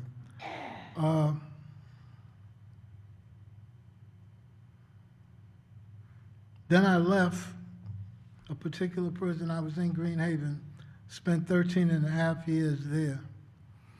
I left there in 1997, and they did a little round robin where I visited something like 6 different prisons within a 10-year period. And I came back to Green Haven in 2014. And the Quakers was right there. My first visit. How you doing? What do you need? What kind of program you're going to involve yourself in? Make sure you go to Quaker service. They knew I was going to Green Haven before I knew. I don't know how they did that, but they knew. They came and told me where I was going. I said, well, how did you know? They said, well, we have our ways. So it's okay with me. That's all right with me. And I was satisfied with going to Green Haven, because Green Haven has a history of being innovative, if you will. And I say that because after the Attica Rebellion in 1971, many of the men who were caught up in that situation were sent to Green Haven. And in Green Haven, by 1974, 75, they began to put together what is known as a think tank, which was a group of men who had their head together, that they would sit down in a room and they would challenge one another and create programs for younger prisoners to be addressed with. They had community support, and they had some officials in the Department of Corrections that assisted them in that effort. Around that time, Lee Stearns and Larry Apsby came into Green Haven, and they taught the first AVP program. And that's how AVP just took off in the state prison system. Everybody loves it. To this day, AVP is the most asked for prison program in the state, I think in the history of the state, because it never lost its luster. And AVP facilitators treat you like a human being. And that's key. That's key for anyone that's ever been in prison, to be treated like a human being. So with programs being developed back then, it continued to be, programs continued to move forward, and individuals began to process them. They would take programs, they would take bits and pieces from other programs and include it or exclude it depending upon the particular need that they were seeking to serve. And when I get back to Green Haven in 2014, I was in heaven. I appreciated it because I knew a lot of the guys that put together, that were in the think tank. I knew a lot of the guys that put together some of the programs that started in Green Haven. I was a student. And so when I get back in Green Haven in 2014, Quakers right there, what are you gonna do? And I said, well, the first thing I'm gonna do is I gotta get me a job that would be kind of low key, because I'm older now. I don't have the energy that I used to have, and I'm gonna chill out for a while. So they says, okay, just keep your head on straight. And they continued to visit, and they continued to inspire, and they continued to give me hope. I was on a visit one day, and one of the Quakers came across two men that were visiting someone else, and she was talking to the two guys, and come to find out they were part of a graduating class of law students that belonged to a group known as Second Look. Second Look is an independent nonprofit program that reviews an individual's sentence once they find that there's no other recourse that an individual could pursue in the courts. And these guys, these people they were monsters. They were monsters in the sense that they would take a case and they would dissect it. They would probably have helped Seeger with some of his stuff. And anyway, they agreed, through the Quaker, they agreed to look at my case. And I've always been a low-key kind of individual. I don't know, it's just, I don't know what that comes from, but I didn't feel too good about it at first because I was looking for justice to come through the courts. And I felt that was my best option. And what I didn't want to do was submit something that would do away with any other options I may have. So I just sat back and let the process run. And the Quakers, they got behind my initial request for executive clemency, but it was a request for release based upon the COVID-19 scenario. But I didn't have health problems that would require me to be considered for release for medical reasons. So that petition was denied. So it was decided, they looked at my record and they said, well, let's just go with what we got. He's a changed individual. Over the years, the man has 40 years in prison. He's got 8 misbehavior reports. Been in solitary confinement 4 times for things that you really wouldn't consider putting somebody in solitary confinement for, but you do it because you need to take up space. Let's go with it. And that's what they did. They got the letters, they made the phone calls, they were pushing back and forth, they was coming to me. I started getting, being interviewed. That was a real shocker. Because I'm not a public speaker. So,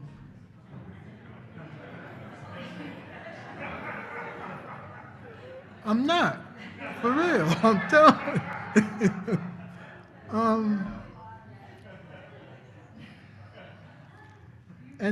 So that you know, that kind of got to me. But when they started showing me some writings that I authored, I said to myself, well, maybe there is something to this, but I don't feel as if I'm a public speaker. In any event, they put this paperwork together, and the second look project, they looked at it. I got support from Releasing Aging People in Prison, RAP, a nonprofit organization that seeks to release aging people in prison. They behind the 2 bills that are currently before, yes, elderly parole and over 55, and fair and timely, excuse me. And they started rallying support.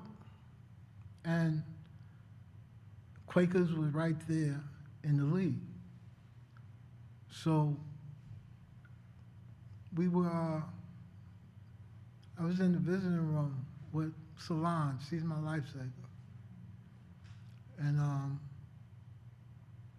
we were talking, and we were always look at scenarios. Well, what if they let you out today? What would you do? Well, I have to try to find someplace to live, but what else can I do?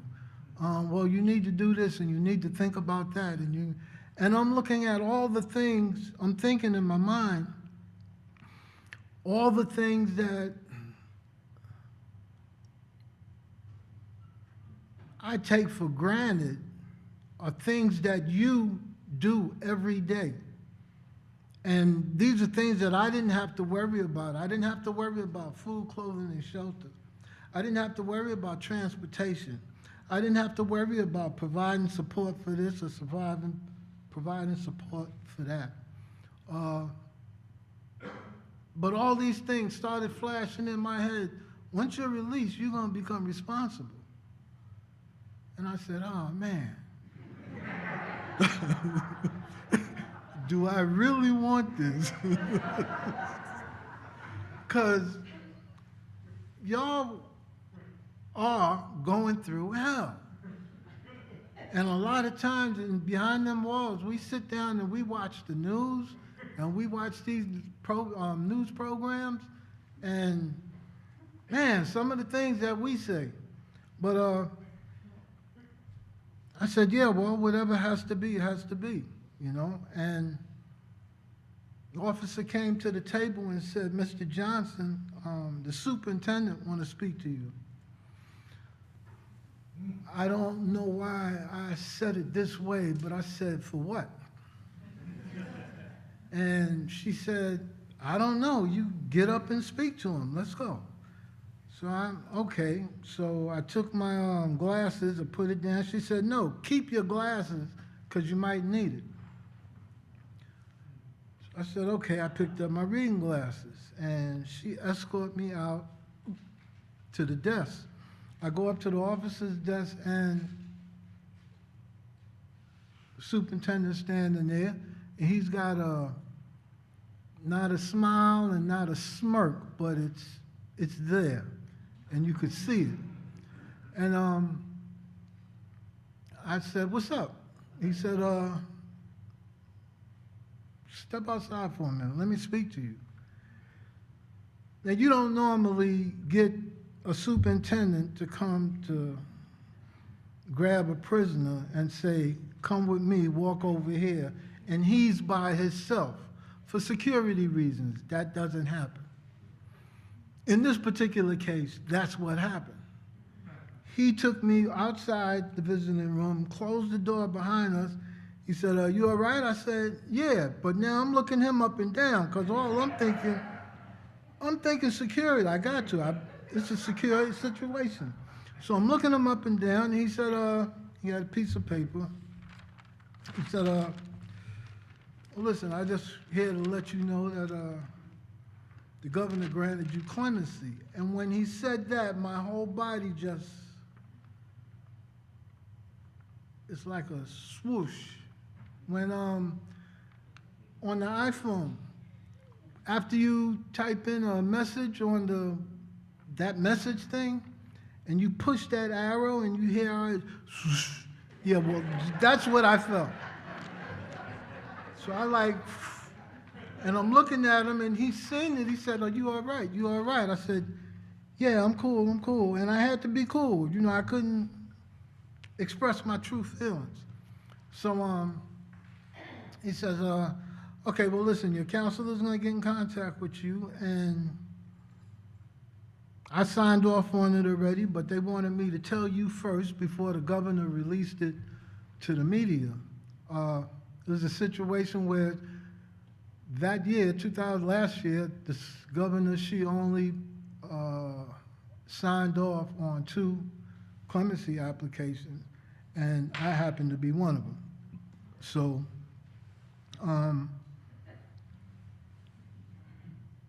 all this is running through my head. I'm okay, cool, cool. So he said, you all right? You sure you're all right? I said, yeah, I'm all right, man. Come on, let's go.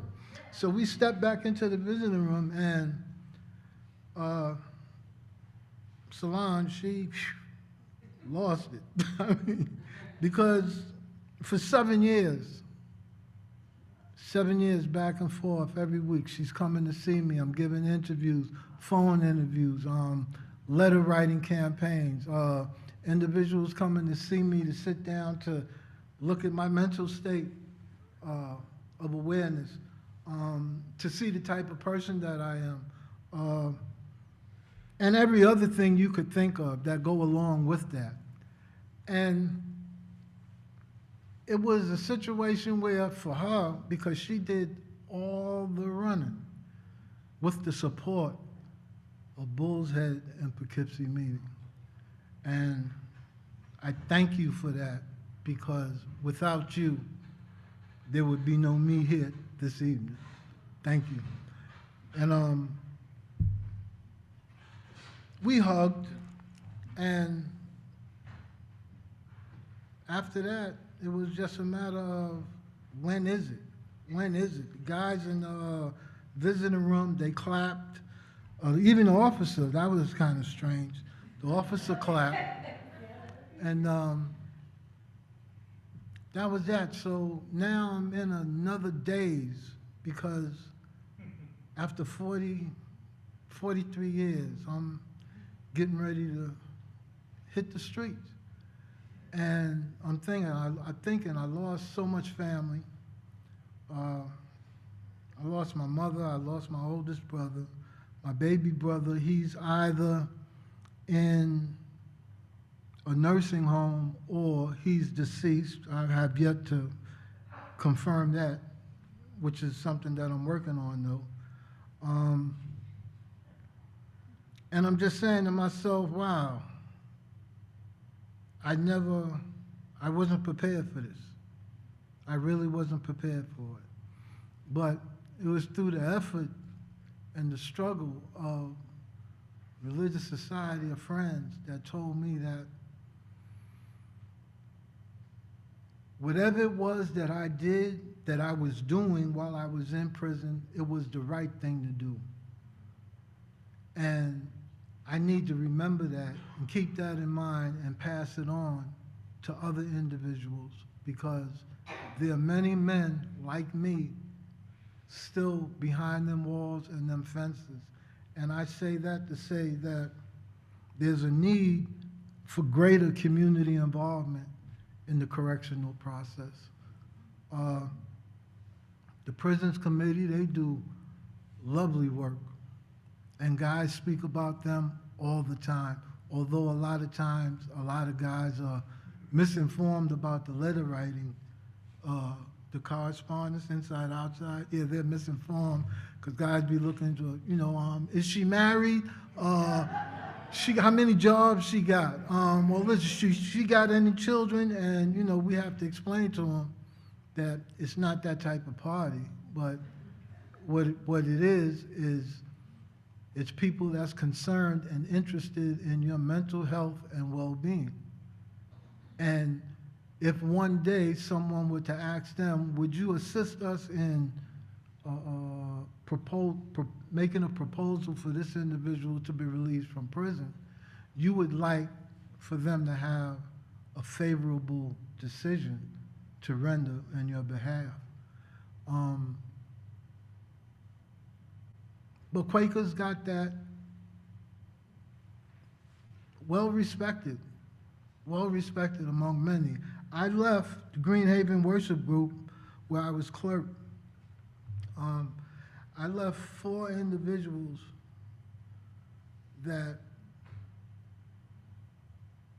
are worthy of a second look, that need to be looked at some of them organizations on the outside, because I'm not saying that they're innocent, but I'm saying after you do 15, 20, 25 years, whatever progress you made going up, after that, it starts going downhill. And I say that from experience. I've had some low points. Everything wasn't peaches and cream, and it wasn't a trajectory that took me straight to the moon. But there were a lot of times when I slipped, and Quakers was right there to catch me. I didn't fall. They didn't let me fall. They constantly reminded me, you're better than this. To do better is for you to be better, and to be better, you have to do better. And I'm thankful for them, and I'm thankful for you, because without you and your support, this world will not be a better place. I have a thing I wrote, something on personal transformation. I'd like to share this right quick. Personal transformation. Prison is a lonely and isolated environment. There is a harshness that surrounds a person that engulfs them as soon as one steps within its enclosure. As I entered the prisons I have been in, the first thing I tried to do was get a feel of the atmosphere. Look at everything and everyone in an attempt to assess the attitude of my surroundings. My every thought has always been and shall always be to survive so that one day I may walk out of its enclosures as a free man. To avoid unnecessary confrontations with anyone, prisoner or employee, I realized the need to stay to myself as much as possible and to do as I was required.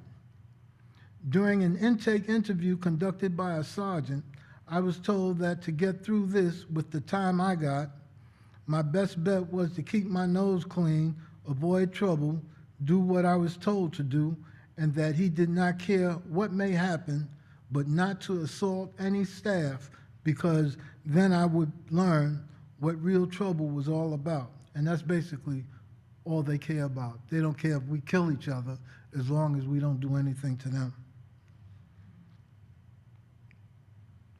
That I was expected to obey all directions, read orders given by staff. Even when wrong, staff is always right or treated as being right in the eyes of the prisoner. Staff can do no wrong, and if found to have done so, it is not publicly admitted, not by the department. So a decision had to be made, how to walk through a minefield full of contradictions with the threat of violence all about you between the keepers and those being kept. I have found that place of refuge with the Religious Society of Friends. Benefits of outside participation, community involvement in the correctional process has been one of the most effective means of addressing the concept of rehabilitation as it is administered. Prior to the Attica Rebellion of 1971, the prison system was brutal. Read Blood in the Water by Heather Lee Thompson, good book. In the years to follow, community volunteers brought fresh and innovative ideas into the prison system, and for once, prisoners found a receptive ear to listen to their own thoughts and ideas of what they felt they needed, and a sounding board to discuss issues relative to an improvement in their outlook in life. More than some people think and want to develop their mindset and reestablish a more positive relationship with their community instead of seeking to extract what they can salvage for themselves. In general, prisons were, and in some cases still are, seen as places for punishment, period.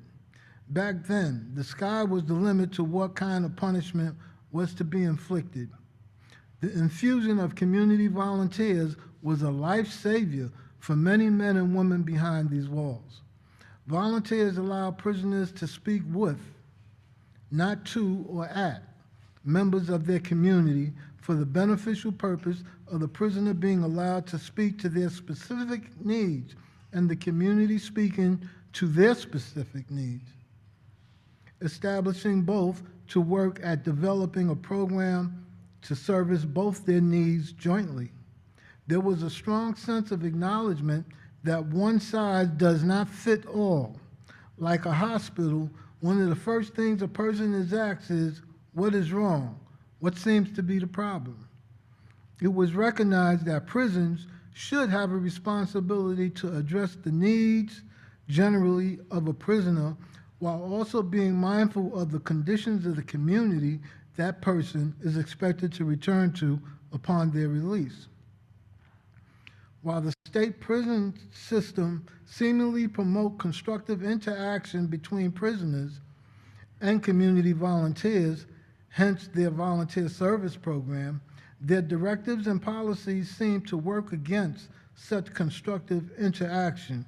You speak to some of the volunteers about their experiences going into prison, and you will understand what that statement is referring to. The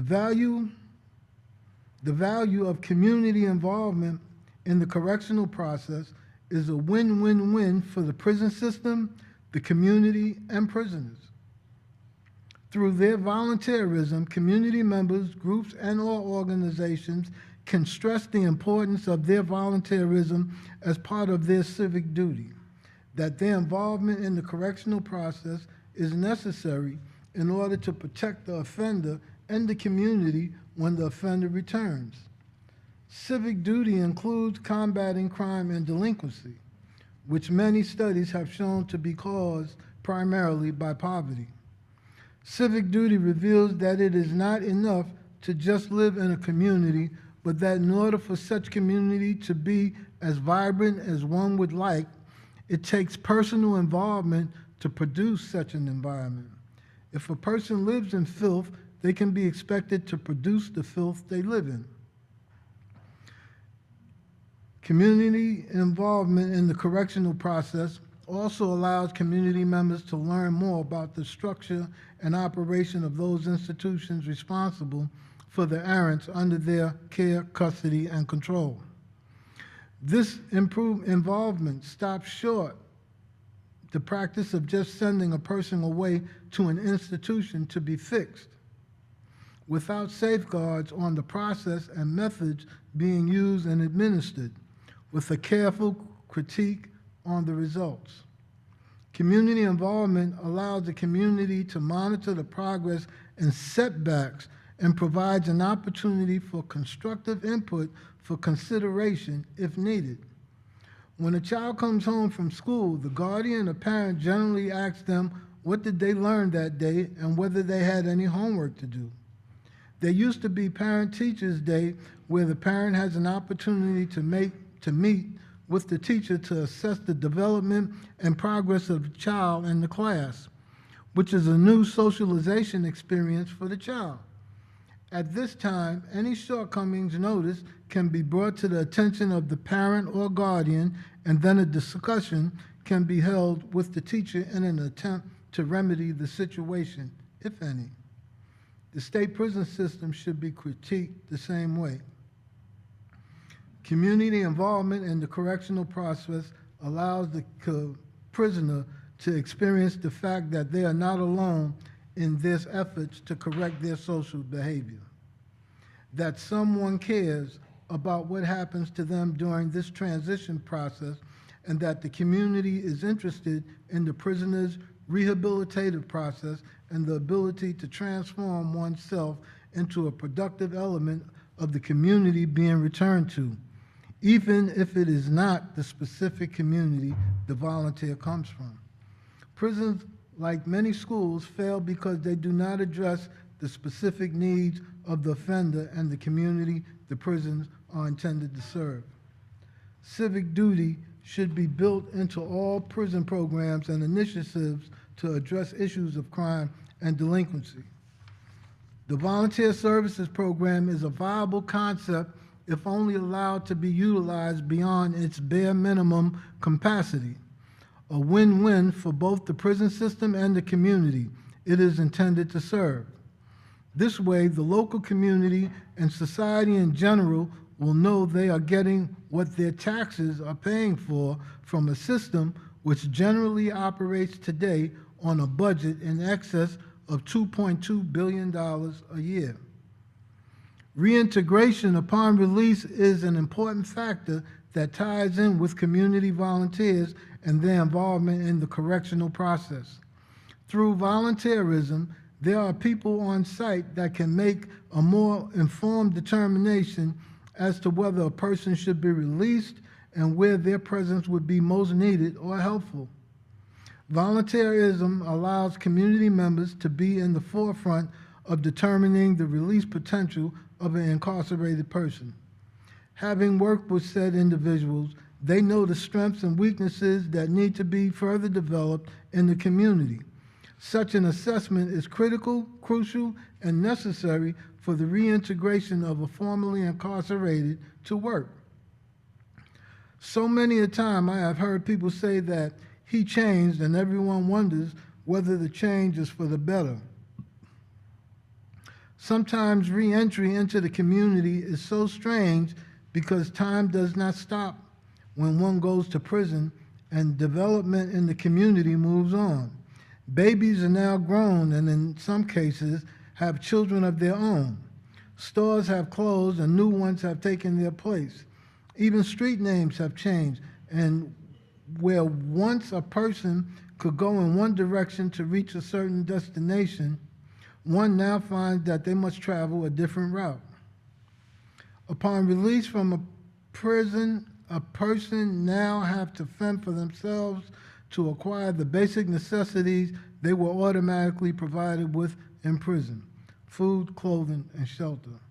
While there are a maze of social services to meet the needs of certain communities, many have certain requirements that have to be met in order to be provided a service.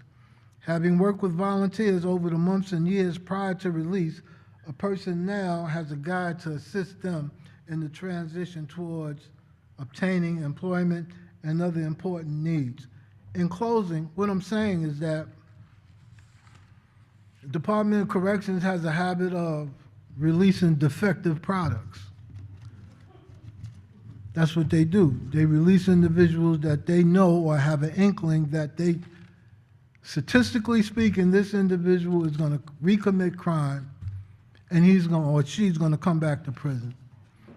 And there's ways to fix that, there's ways to remedy that, but they don't do nothing because it's a job for them. In the meanwhile, you as a taxpayer, you suffer. Once the community takes it upon themselves to become more involved in the correctional process, you put that spotlight on the Department of Corrections. You see how they run now. When you put that spotlight upon them and tell them, listen, I pay my taxes for this, I want to know what you're doing with this. I want to know what's going on with that. Why you don't have this kind of program to address this particular issue? This guy got a drug problem, he's got a mental health problem. Why you don't put him in some type of program that you got millions of dollars? Millions of dollars is being pumped to you and you're not doing nothing about this particular individual. They need to be held accountable just like the state and federal government seek to hold you accountable anytime they feel that you have not done your share in paying taxes. On that note, thank you very much, Fred. Everyone else, thank you very much. Thank you, Knowledge. Thank you all.